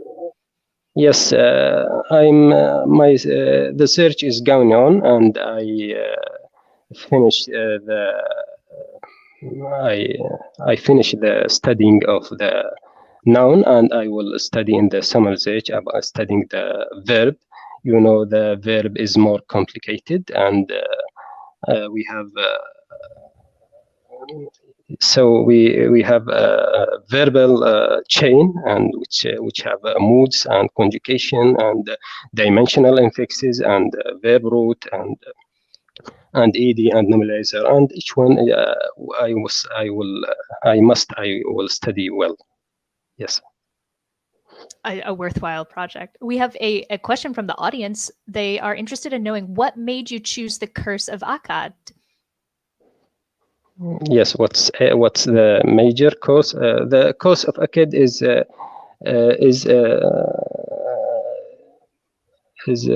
text which from the viewpoint of Sumerian and Nippur, and it's a unique subject matter. It's about destruction of the city, which has never been built. May that the text which written in order to show that the fall of Akkad attributable to avoid Naram-Sin error as a religious explanation ideology. And what made you interested in that particular text as opposed to some of the other texts? I think it's the text is a wonderful text and have many ideas. It's talking about literary, and I studying it in grammar and philological, but it's in literature could study. It's have a good idea to know. Yeah. Yes. How many copies of this Curse of Akkad do we have? How many can you work from? Yeah, we have many copies of this text from the Ur III and Old Babylonian. We found many texts from much of the text from the Old Babylonian period. Some of this we find in Oedippa, the house of teaching, the house of the house of school, which scribes study or learning to script art. Yes. There's about more than 50 copy of this text till now. That's great. Yes. What a rich source to draw from then. Yes, thank you. Do you find that there are many differences between the copies? You know that the dialect of Sumerian dialect and Ur III, they they wrote the sentences or wrote the verb is like badu, and we find this verb in Old Babylonian period mu'indu. So because the Sumerian is native speaker and the Babylonian Semitic people and learning to they need to put anything, and this is a differing such a assimilation and about assimilation. Yes. Can you tell anything from the ways that the different versions of this text vary? Does it give you any information on changing cultural practices or different groups of people using the text?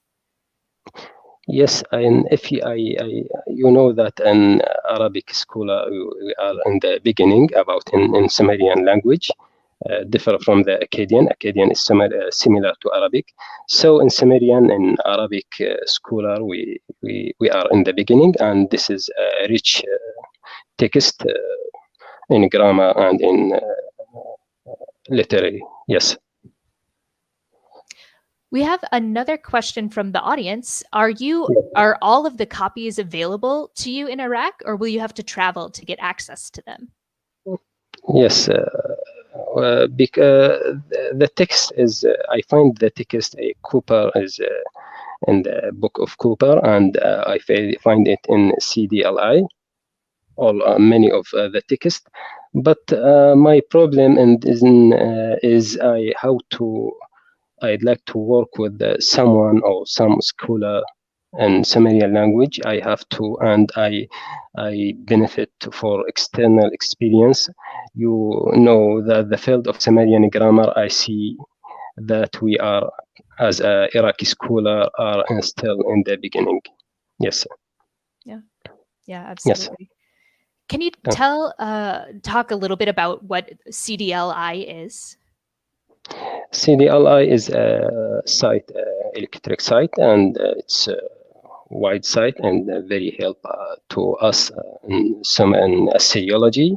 We have many texts, and we have science and many sort of texts I find in this site.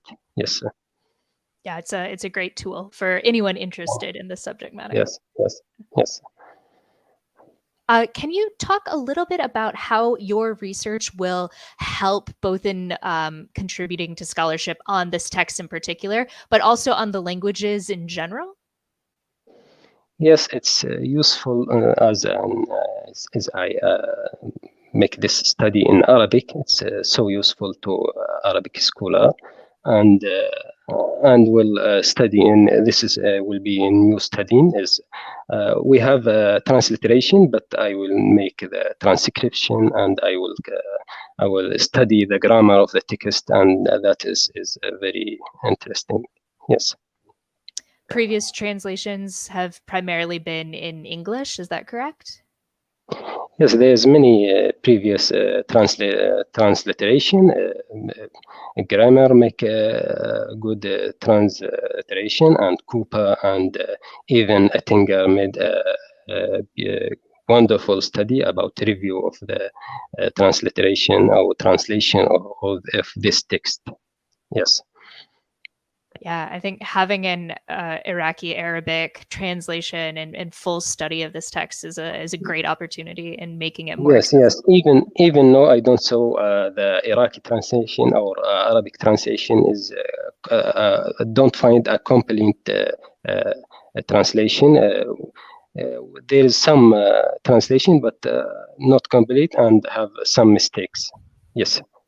It happens to even the best translations and transcriptions. Thank you so much.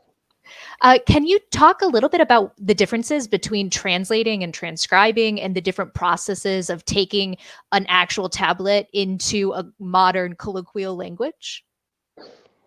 Yes, the first we have the text, the cuneiform text, and then we must do transliteration, and then we must transcription. We made to do transcription, and finally translation. And it's useful to us to compare between the transcription and transliteration, because the most difficult of this study is transcription. I think we should know how they put the morphemes, and which the meaning, and that's you know that. Yeah, for those who are unfamiliar with the terms, can you talk a little bit about what transcription is and how that differs from translation? Yes, can you repeat this question, please? Of course, yeah. Yes, how does transcription differ from translation for those people who are unfamiliar with the terms? Yes, transcription or translation is the first for the text, and transcription is depend on grammar. You should return everything to its origin. Yes, we should know the grammar, and you should know how to use grammar to philological the text. Yes, it's a very involved process. Yeah. Yes, thank you so much. Yeah. So as far as the languages you're working with are concerned, Sumerian and Akkadian, can you talk about the actual makeup of these languages and the scripts in particular, as far as logograms versus phonetic signs and complements and these types of things? Yes, the phonetic is more difficult and complicated. We have many sounds, so maybe to change. We have many new sound. Like Jew, and which don't know before that, and the phonetic side is most complicated, but it's now the Sumerian. You know that Sumerian language it changing as the grammar studying, changing every 10 years, but the main rule is easy to us. Yes, that's great. Yes. So how did you first get started studying Sumerian and Akkadian and the Curse of Akkad? Yes, I'm interested in languages, and when I joined the study of archaeology, I found myself in with the ancient languages and its dialect. So I felt that I got my goal, although this language are no longer to use, but there is effects are still on the people lives and lives in colloquial Iraqi and Arabic, as well as Arabic classical, as an intangible cultural heritage. Yes. which is incredibly important. Yeah. Yes. So, can you talk a little bit about what the summer will explicitly look like for you? Is it just going to be you with your head in a book and a dictionary and a grammar, parsing through this text and creating your translation? Will you get to visit any other locations to take a look at the tablets themselves? Maybe I will see the tablets, but the main aim is to do or to study with a scholar. Yes, and this is which I need, because here in Iraq we don't have. We are still in the beginning way. Yes. Yeah, I think even outside of Iraq, it's hard to come by Sumerian experts. Digital Hammurabi has a couple, but yeah, yes. Yeah. So, which was Sumerian harder for you to learn than Akkadian, just because Akkadian was more similar to Arabic and other Semitic languages? Yes. I am assistant prof. I'm a lecturer in the University of Mosul. I teach the Syrian dialect and Akkadian language. But in last years, I interested in Sumerian language. In the beginning, it was difficult to me. But when I read the books and I saw I'm more interesting in these languages, and now I'm teaching the Sumerian verb in Sumerian and listening to many of digital Hammurabi, many courses of this digital Hammurabi, and it's useful to me. And as for Akkadian, it's easy to me, but the Sumerian, I think I will. I must special in this language. Yes. That's great. Well, I'm excited for you. I hope you have this opportunity to dive more deeply into Sumerian and into this text. Yes. Thank you so much. Thank you for having me. Of course. Is there anything else you'd like to share with the audience? Yes. Great. Well, Othman, it's been a pleasure to talk with you. Thank you so much for sharing your research and your interests. For those of you tuning in, we'll be back at 1:30 with our next candidate and our next interview. So stay tuned. Thank you. Thank you so much.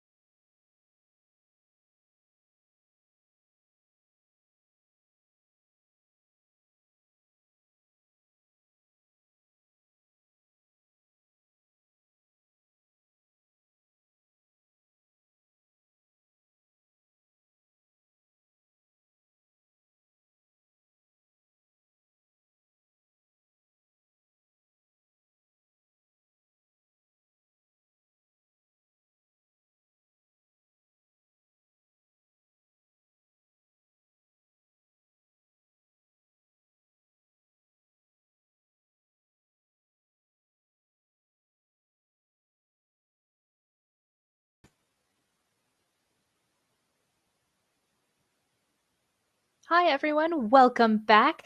We're in for another interview for the Humans Against Poor Scholarship Summer Research Grant. This time, I'm joined by Bruno. Hi, Bruno. Thanks for joining us today. Hi, thank you. It's my pleasure. Oh, it's our pleasure as well. Can you start by just introducing yourself, where you are, and telling us a little bit about your research interests? Sure. So my name is Bruno Barros. I'm a Brazilian studying at the Otto Loran University in Budapest, ELTE. And my primary research right now is I'm looking for the NeoAsylum expansion in the southern Levant. So basically, I'm covering the area of the ancient Israel, Judah, Lebanon, and which was Lebanon at the time, and part of Syria. That's great. Is this from an archaeological standpoint? Yeah, so there are three different point of views that I'm actually researching right now. So one of the three points is, the first is the pictorial or artistic evidence. There's this, the second one is the written evidence, and the third one is the archaeological evidence. So what I mean by pictorial evidence is the artistic evidence, so the Palace Assyrian reliefs. And why is that important? It's because in order to understand how the royal campaigns were conducted, and I need to collect as much as palace reliefs and representations as possible. So one of my also targets is to identify the southern Levantine cities in the palace reliefs. This work has been conducted in the past by a few scholars like Irene Winter, John Russell, John Reed, for example, in the palace of Ashurnasirpal II, the king of Assyria at the time.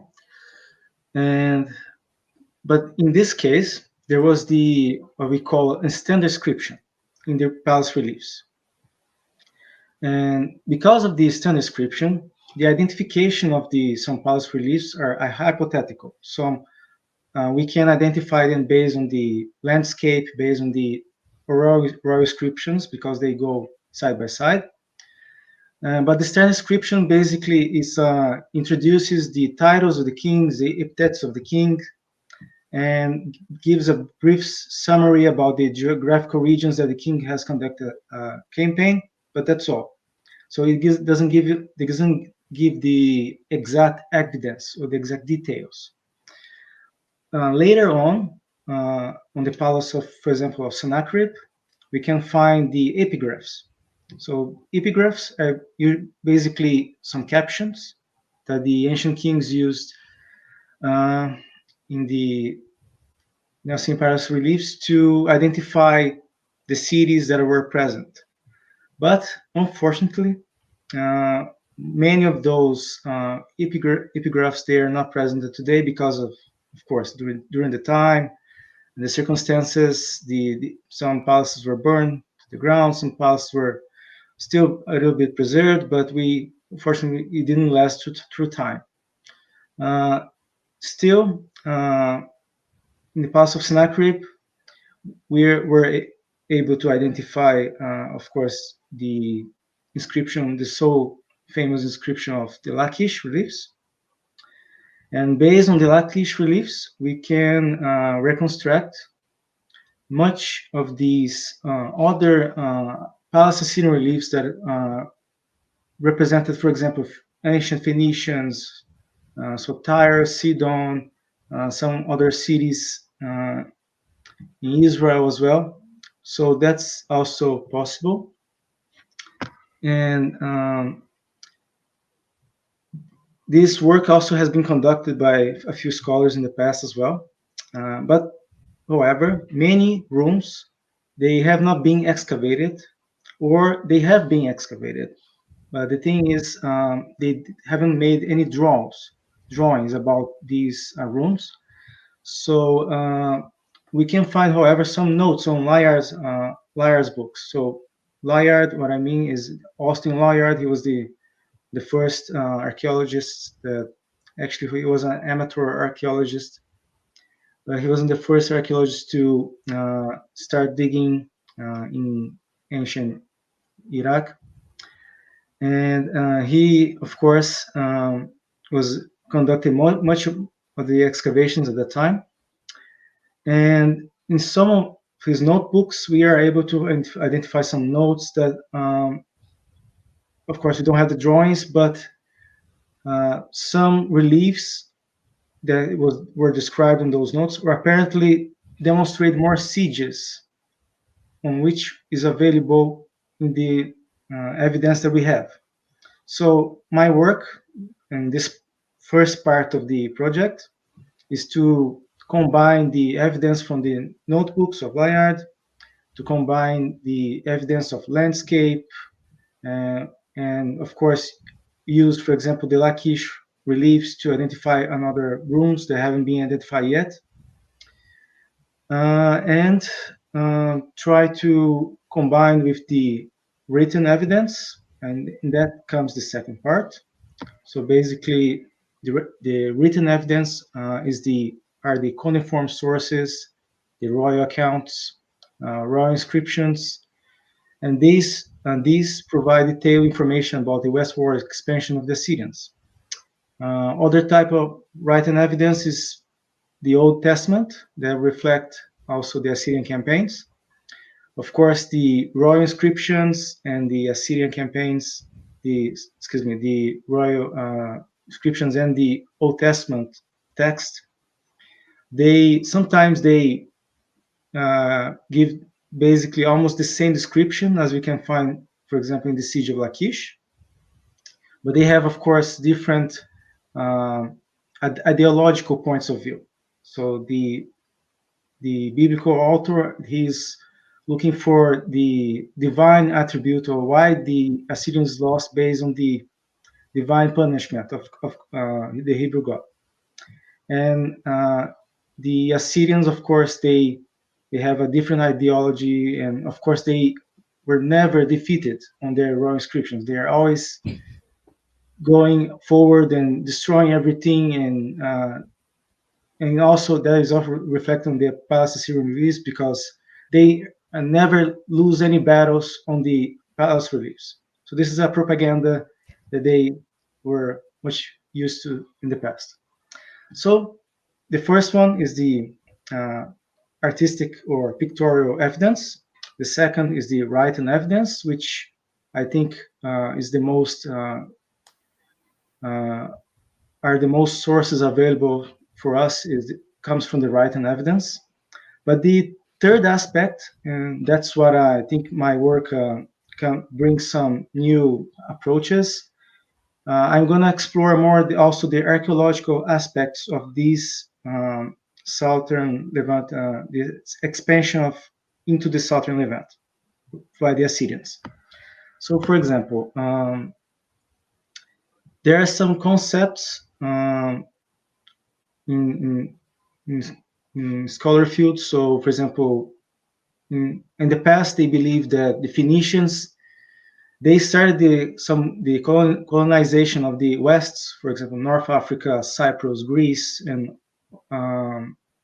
they were Phoenician colonies, and that happened, according to some scholars, because of the Assyrian conquest.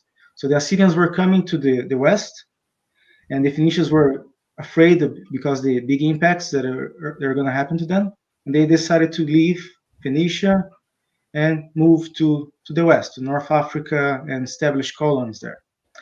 But that brings some problems.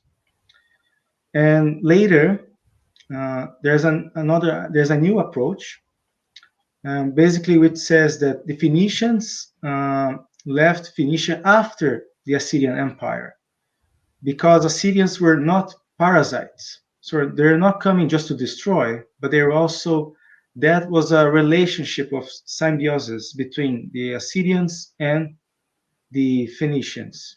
So that's the major point. So one of the questions that I'm trying to raise in my research is that were the Assyrians parasites? They were interested only in destroying, because if with the artistic and written evidence, that's what it seems, that they're just coming, destroying everything. If you do not submit to me, I'm just going passing through you and destroying everything. Or there was a relationship between the Assyrians and the people that were present on the southern Levant at that time. So this is the main logical theoretical background. And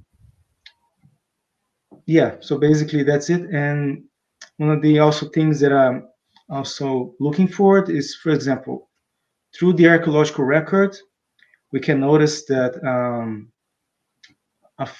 after the Assyrian conquest, especially after Tiglath-Pileser III, because that was actually the time that the Assyrians started to establish themselves in the West, because before that, in the reign of Ashurnasirpal II, they were going to the West, receiving some tributes, or sometimes making some campaigns, but it were short campaigns. After Tiglath-Pileser III, they started to do a yearly campaign, and they were going there to the West constantly. And they created some, for example, some puppet states, and those who did not submit to them, they eventually made them as a vassal states, or even they integrated as a part of the Assyrian Empire. So, for example, the fall of the destruction of Israel in 722, the fall of Samaria, Israel was no longer a nation, but it was became part of Assyria, the Assyrian Empire, as Judah was still a state independent. And so, but especially after Sennacherib's Western campaign, there was a lot of things have changed, and among those things was that for example, large harbors started to be constructed in Phoenicia. Vineyards were constructed in large vineyards and large vine production centers of production, olive oil production started to rise up, because it was a relationship of the Assyrians were helping the local, with the help of the locals. They were trying to produce these products for themselves, but also to export as well, or as a means to support the locals as well. So it was a beneficial relationship for both of them. So yeah, these are the things that I'm working right now. And of course, also some archaeological sites that I've been researching in Southern Levant, and I'm trying to gather as much as evidence and as I can about Assyrian buildings, fortresses, shrines that were present in those fortresses. So basically, those are my research interests right now. It seems like an incredibly interesting project, and also a very big one. To cover pictorial, written, and archaeological evidence is a lot of work. So can you tell us a little bit about what your specific summer plans are then? What are you thinking of tackling just this summer? So this summer, I'm considering to go to join one excavation. It's Tel Azeka. And Tel Azeka is really important for my project, because besides Lachish, was the second Tel found in Israel that they were able to find Assyrian siege ramps. So there's a lot of potential material for me to find there. So participating in this project would be essential for me. Besides the Assyrian siege ramps, also other materials such as arrows, everything that was used during the combat, during the wars between the Assyrians and the Judeans. And also, so this is a huge archaeological evidence for me. And another goal is to go also to Israel and spend a few weeks in the Albright Institute of Jerusalem, so I can access the library there, and I can also find maybe some unpublished excavation reports that can help me to also with my project, because since this is a huge project, I need to collect all data possible for all possible sites that had any sort of presence, Assyrian presence in the Iron Age too. So yeah, so those two are my projects for this summer.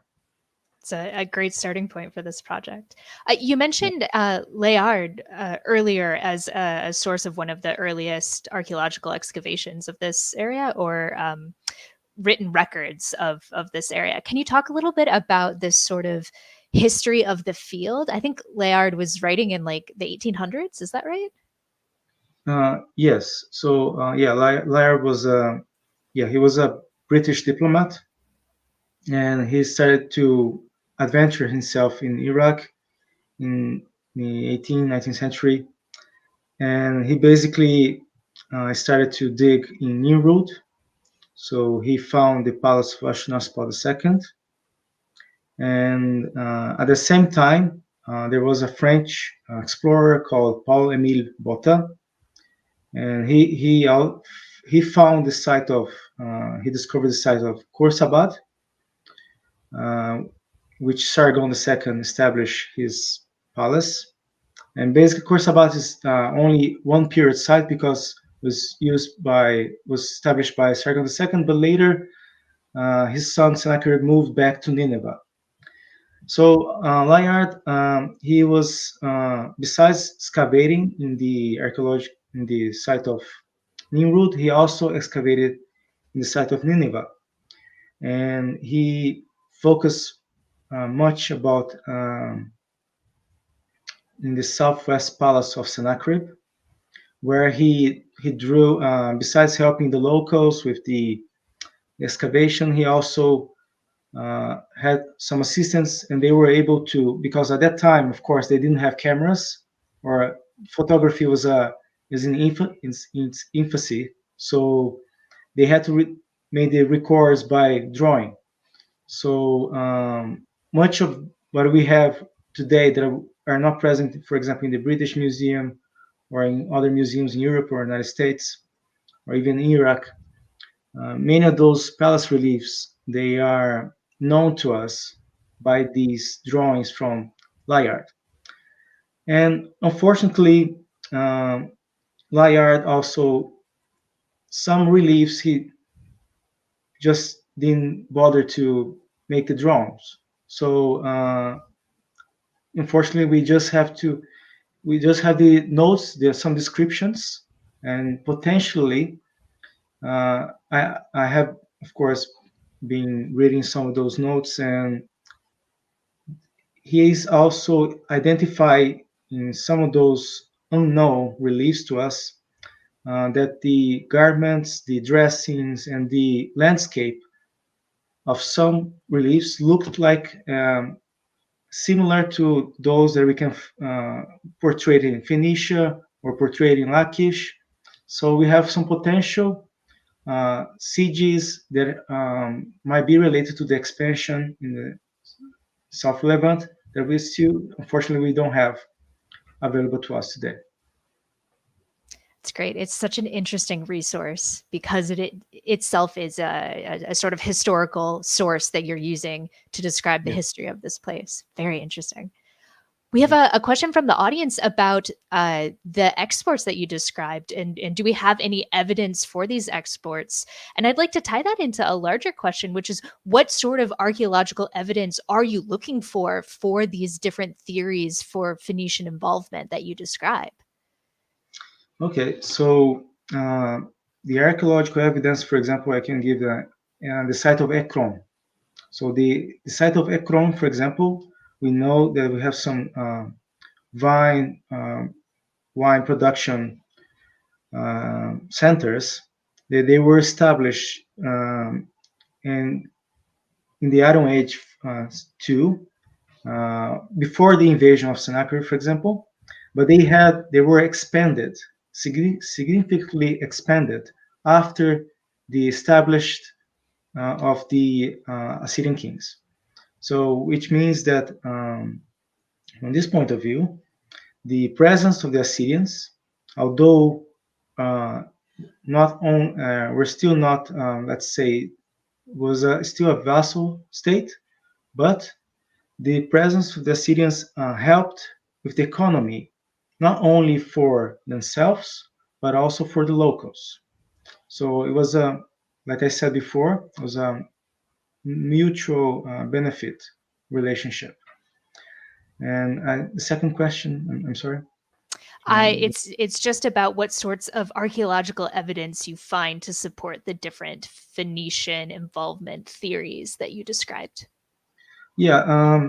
Well, for example, the one that I cited a few months ago is an article, a well-known article by Susan Frankenstein, which she is from 1979, and basically she discusses this point of view that the Phoenicians were they had this mutual relationship with the Assyrians, and they were benefited for this.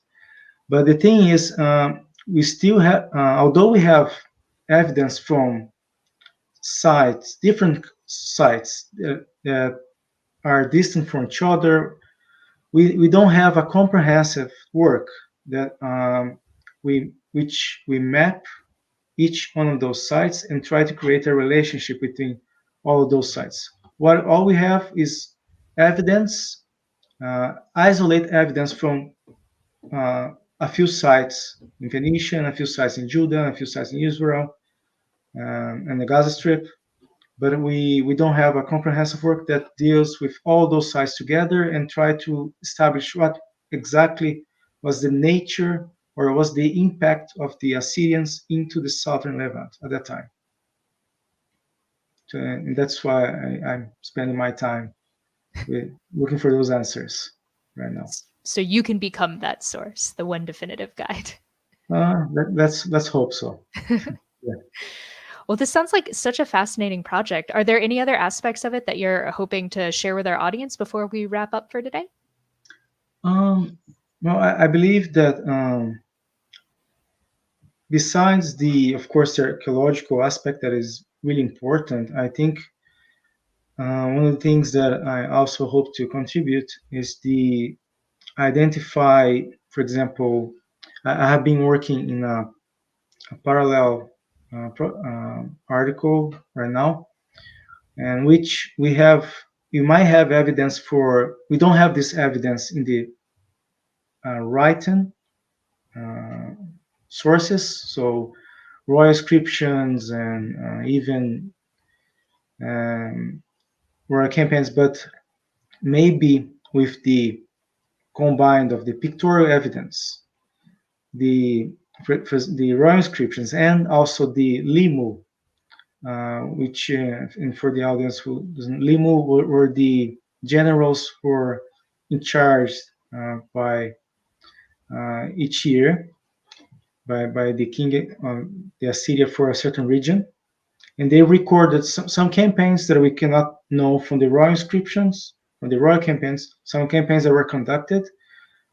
They were described sometimes in the limu list or the eponym lists.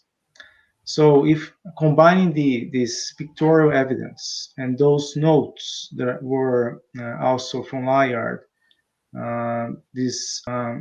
I hope to maybe identify a second Western campaign that Sennacherib conducted in the West, of course in the West, because we don't have, this has been of course discussed for in the scholar field, but we don't have the written support for it. But maybe from the palace reliefs, combined with also the limu lists and the writing evidence, we might be able to identify a second Western campaign. So I think that's also really interesting for the future.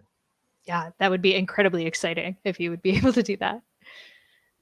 Well, thank you, Bruno, again, so much for sharing your research with us today, and thanks for taking the time to talk with us.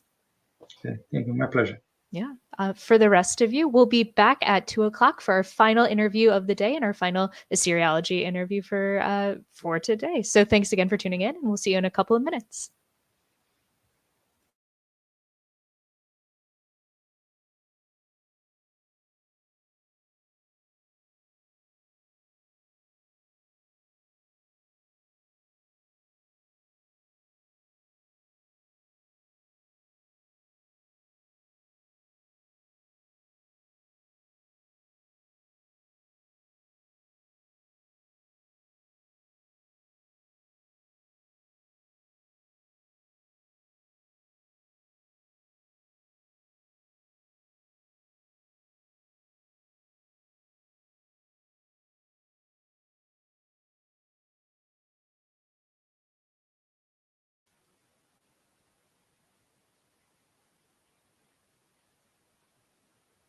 Hi, everyone. Welcome back. We're here with our final interview for today. This time I'm joined by Trey Nation. Trey, thanks for taking the time to join us.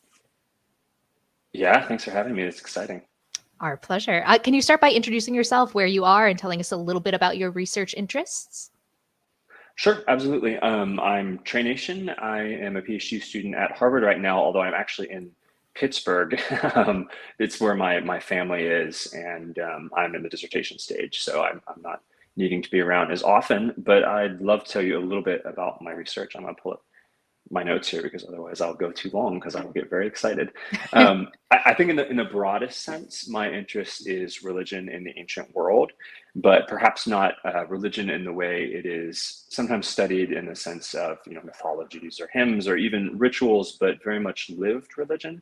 And I use that term intentionally, not private, but the sort of day-to-day experience that people had of interacting with various divine beings, gods, the dead, demons, and so forth.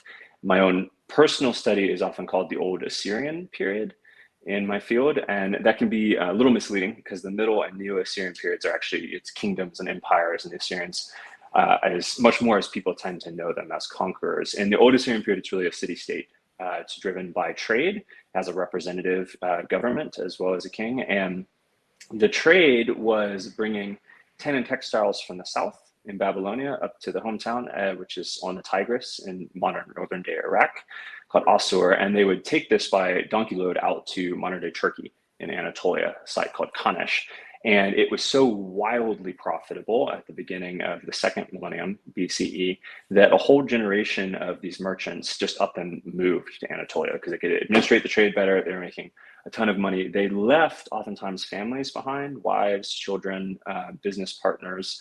And the sort of suddenness of that move, as it seems, generated just an enormous amount of texts that didn't exist before. They had to record economic things, legal, lots of personal letters, and that material is unique in at least three ways when it comes to the study of religion.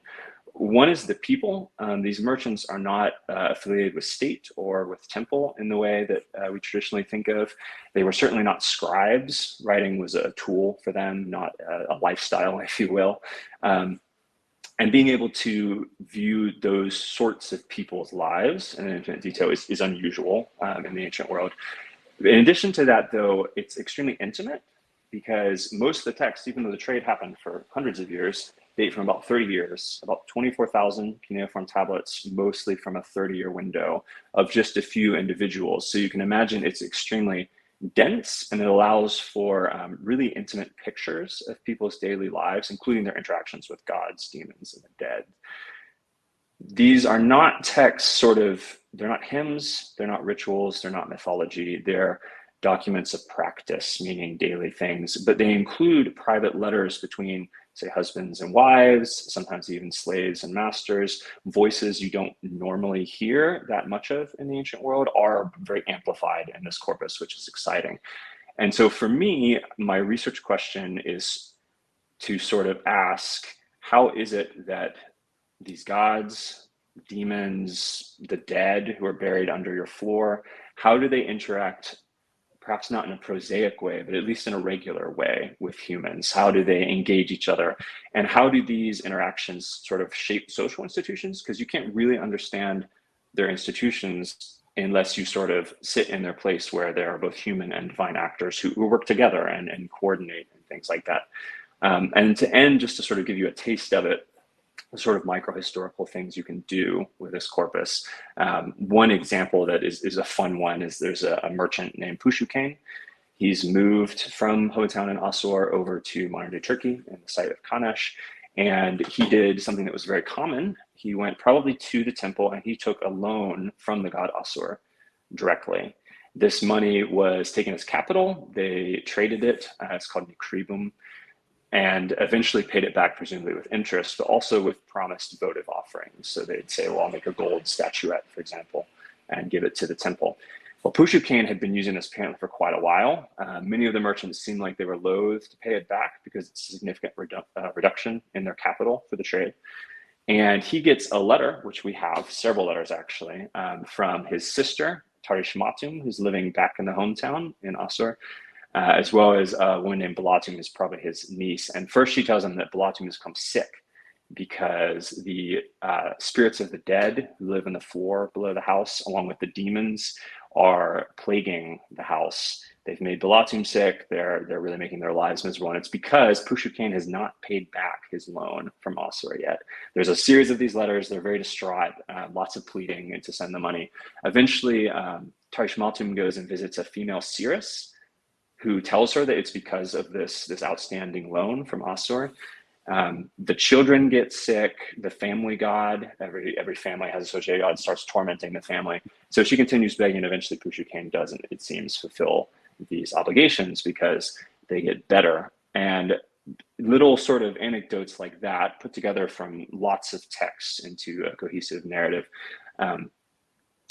give us a few things that are unusual. One, I actually think that the texts challenge what is commonly done, which is to divide official and private religion into sort of these discrete spheres, right? One being, to use sort of very monotheistic terms, sort of like superstition, the other being the official dogma.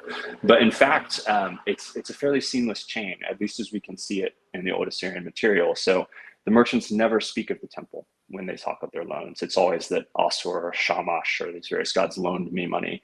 And there's never any evidence that some priest knocks on your door, asks for the money. It's always communication from the god in these various channels, and it can very easily come through a seeress to your sister, written in a letter requiring the repayment, and no one seems to see that as a problem at all.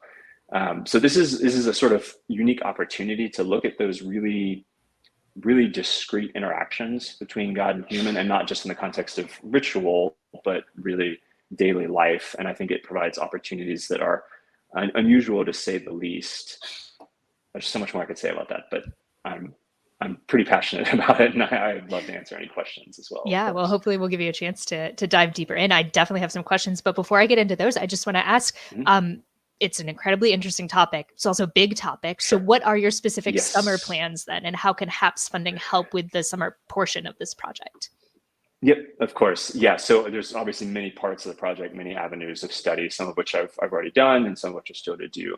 In particular, there's two things I'm doing this summer. The big sort of nitty-gritty project is that I am helping finish a database of personal names from the era.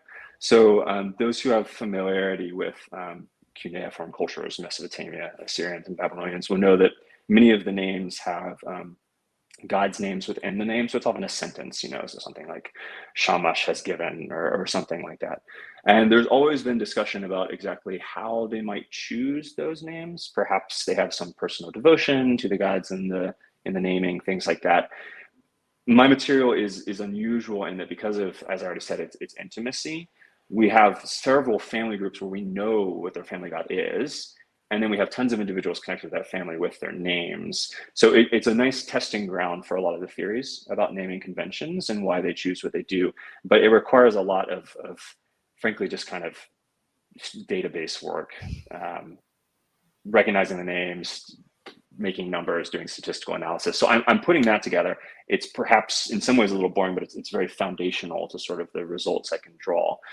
The other thing that's happening this summer, which is perhaps more directly relevant to the potential funding, is that every 2 years, traditionally, all of the Old Assyrian specialists do a conference at the dig site at Kanesh, modern-day Kultepe, and they all present current research, things like that. Because of COVID, it hasn't happened in several years. In fact, it hasn't happened since before I chose my topic. So I have not been to this conference yet. It will be the last one before I finish my research. And I have been invited already to present at that. I won't go into the details of the presentation, but it's essentially on something that's called the Naspitum. It's some sort of ritual or rite, which is for the caring for these dead who live under your floor. But particularly interesting with that is that it seems like there's a sort of analogous rite in Anatolia. And so we have a lot of evidence that even though these are surely, sort of different practices, that this becomes a point of sort of mutual understanding and communication between Assyrians and Anatolians, which is interesting to dive into. But obviously I need to fly out there for that conference. Beyond the presentation itself, it's really a great opportunity for me, sort of just in professional development. My Turkish colleagues, especially, they're really at the cutting edge of the text production and the archaeology. But because of the pandemic, I haven't met most of them in person. So this is sort of my opportunity to do that, as well as to present my own research. Yeah, it sounds like a great opportunity. I'd love to pull you back to your database, though, if that's okay. Yes. Yeah. And I want to talk a little bit about what that enables. I'm used to working with scientific texts, which tend to circulate anonymously. So a big database of names is wildly cool. Can you talk a little bit about the types of analysis you can carry out with this? Like, are you talking network analysis? What sort of statistical analysis are you doing? Sure. Yeah. That's a really good question. I mean, so honestly, the more sort of there's a few things I got this. So I'll start with the database itself. So there has historically not been a complete database of Old Assyrian texts. Some of the other subfields within Assyriology are more fortunate than us, and they've had sort of online databases searchable as things. There is now, it's called Aura, and it's been being put together for a while. It has the published text in it now with varying degrees of search enabled. They're coming up. The difficulty has been it has not been completely tagged for the prosopography, so for the individual names as they appear in the entire corpus, and that's just required a lot of brute labor. So in one sense, I'm quite lucky at the work of others who have been putting this together, because I get to benefit from it, but it's not at the point I need from my work yet. So I've essentially offered myself up as a volunteer to finish that part of the database. So I'm just going through and tagging things. But when it's done, obviously there's all kinds of ways one can use a database like that for research. It's much easier to analyze large groups of texts when you can search for occurrences. So for example, there's about 12,000 published cuneiform tablets from my particular site and era, and another about 12,000 being published, some of which are also on the database. And for personal names, where it becomes really important is you can evaluate essentially naming trends. So over time, within families, geographically. So there's really fascinating things that happen with the names of these Assyrians. For example, there's one, and seemingly only one, god from Anatolia named Anna. She's probably the city god of Kanesh, and she seems to be sort of appropriated by the Assyrians in some capacity. It's not clear how much they're engaged in her cult, but they do occasionally talk about having votive offerings that they give to her. And she starts showing up in names. But so far, no one has really looked at, is it only Assyrians sort of born in Anatolia who have this god in their name, right? Or is it something that's going back to the hometown? And those sorts of questions can be answered much more readily when you have a database where you can sort of look at numbers of occurrences, you can section them out geographically, spatially, chronologically, things like that. So does that answer more or less? Absolutely. Yeah. Great. Tell me a little more about how you get all of that data out of these letters. I imagine it's easy enough to come across the name in the letter, but how do you then also associate it with a geographical location, with a date, with relationship to various roles in a city, et cetera? Yeah, I mean, that's obviously the harder thing to do, right? Some of that work is sort of already being done in the way the database is being built. So the end goal for the whole database is to have all of these sorts of elements sort of tagged each text as far as possible, right? In terms of the individuals and where they are, a lot of that's going to require a certain amount of just grunt work on my part. So probably the way to start to go about it is I'll look at very particularly what seems like really fruitful avenues, such as this goddess Anna I mentioned, and find all the occurrences of that name, and then just start dividing it up into buckets. Oftentimes we can tell if the text came from Assur or came from Kanesh. I should clarify, the textual material we have in my period is almost entirely from the site in Kanesh in Turkey. The archaeology at Assur hasn't, at this point, brought up a whole lot of Old Assyrian material. That simplifies it a little bit because you can see who's receiving and who sent these texts, and you can identify then where the individuals mentioned are. But it will have to be sort of piece by piece done on that. For the bigger questions about naming trends, it gets a little bit easier because a lot of people before me have already separated a lot of the documents into sort of, they'll refer to them as archives. They're not archives in the traditional sense. They weren't found together but they've been put together based upon them all belonging to, a certain merchant or something like that.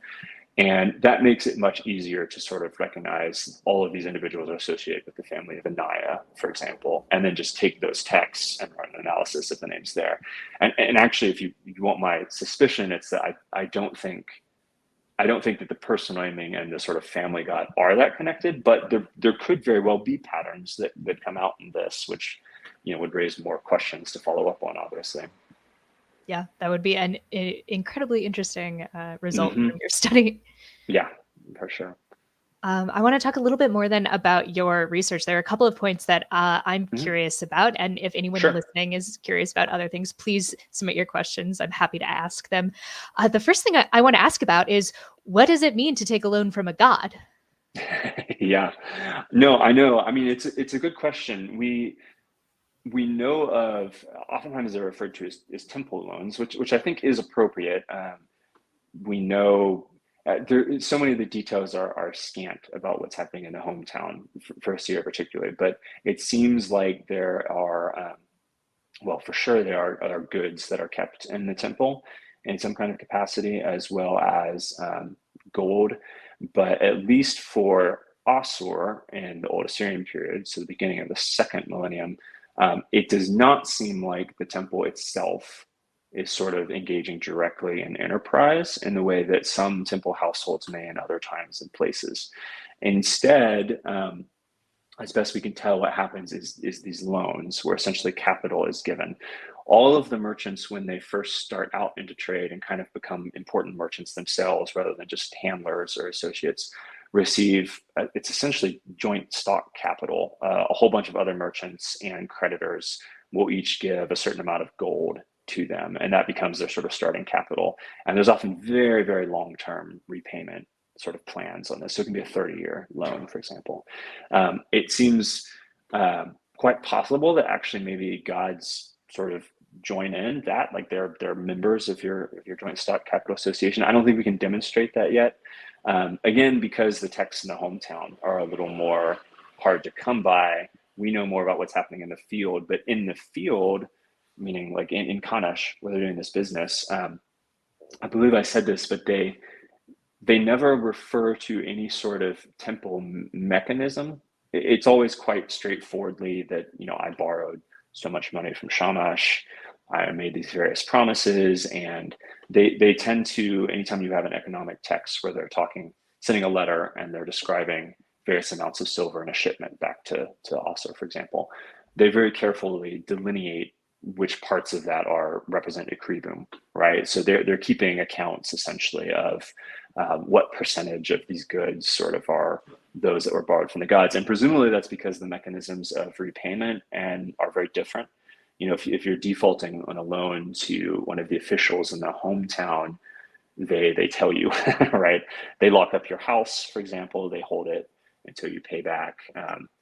They harass your wife, honestly. I know a lot of letters from women are where the husbands have been negligent in payments, and so the wives are sort of paying the price of that economically. Whereas with the gods, there's no evidence for the temple ever requesting repayment, actually. No evidence for sort of individual figures who are creditors in the temple or who follow up on these loans. It's interesting, but every single account of sort of the loans coming due involves direct involvement from the gods through either themselves or by deputizing various demons or the dead of your own family. Very much the sort of like standing of the household of the father is tied up in this, right? So the dead under the floor step in and make clear their displeasure. It seems sort of perhaps weird almost to describe it in those just sort of almost like naive terms of how it works, right? And probably none of us here think that the dead were actually doing this, I imagine. But I think it's helpful if you really want to understand human institution, human action, and human motivation to start by just describing it in the terms they use, right? Which are those. And in fact, it's hard to understand any of the economic institutions without accepting that the actors in those institutions are both human and non-human, essentially, dead. demonic or divine. It's nice alliteration there at the end. I appreciate that. Yeah, it's accidental, but it did sound nice. Thanks. So you've talked a lot then about how these economic institutions are tied into religious cultural practice. So my question for you then is, how do you differentiate, or do you even differentiate between what you've described as a lived religion and just daily life? Yes. Yeah. This is a more complicated question, right? I have actually already written a first chapter, which is, traditionally sort of the theory chapter. It's a little more integrated than that, but it starts with questions about what we even mean when we talk about religion, because I honestly am not sure that the term is all that helpful in the ancient world. It's helpful because everyone understands it, right? So I think it's useful to keep using, but ultimately, at the minimum, religion is not sort of a sphere of life to be contrasted with economics or politics. And also, in line with a lot of thinkers, I don't think it's appropriate to sort of say, well, in Assur, politics and religion were entirely entwined or something like that, because there's not really this sense of these categorical differences.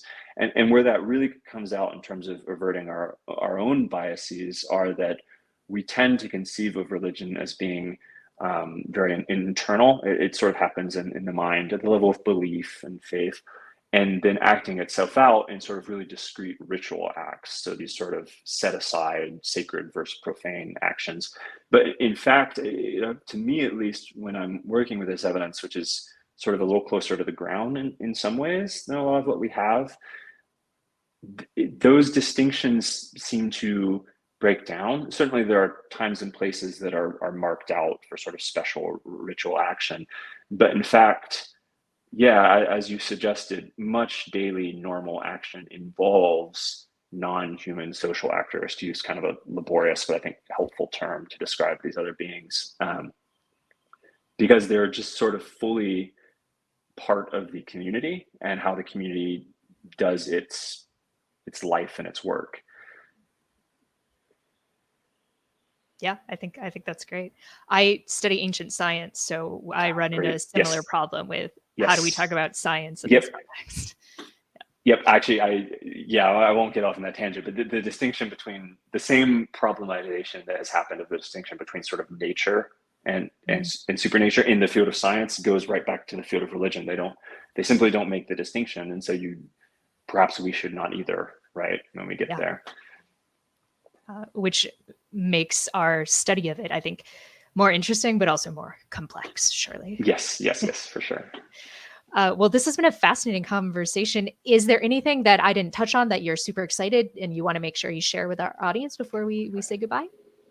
Ooh, wow, that opens it so wide. I don't even know where to go. I think I've sort of said this, but I do think, there's a lot of sort of, I think, fresh things that this particular corpus offers for the study of ancient religion. In general, with a lot of the theoretical questions, I'm working a lot with like fields of anthropology and archaeology, right? Where they're asking more high-level questions. What is religion? How do cultures interact with gods and things like that? I think oftentimes it has been the case that the ancient fields themselves have sometimes been underformed theoretically in that regard, but also a lot of those big questions, Assyriology for sure, I know less well for Egyptology and the others, but at least in Assyriology, I think we have really fascinating evidence that has not always been made as available as it could be to the conversations that happen in places like anthropology. And so I think these really sort of microhistorical, intimate studies of the sort of lived religion, if we want to use that term, of these individuals really has a pretty strong feedback loop with these bigger discussions that I find very interesting about how people conceived of and acted in accord with these various beings in the ancient world. So for me, I think some of my excitement is actually not only for the sort of the prosaic outcome, which is that there hasn't really been a synthetic study of old Assyrian religion, and so hopefully now there will be one, but I think also I really hope to pursue it outside the bounds of Assyriology a little bit and see where that leads and sort of how this material can be of service to these broader questions. Yeah, I think that sort of disciplinary boundary breaking research is definitely the most interesting. Yeah, it's increasingly common, and I think it's exciting. I think it's important. Yeah, here. Well, thank you so much for taking the time to talk with us today. And thank you all for taking the time to watch. We will be back, I think, tomorrow with the very final round of interviews. But in the meantime, we'll say goodbye both to Trey and to the audience for today.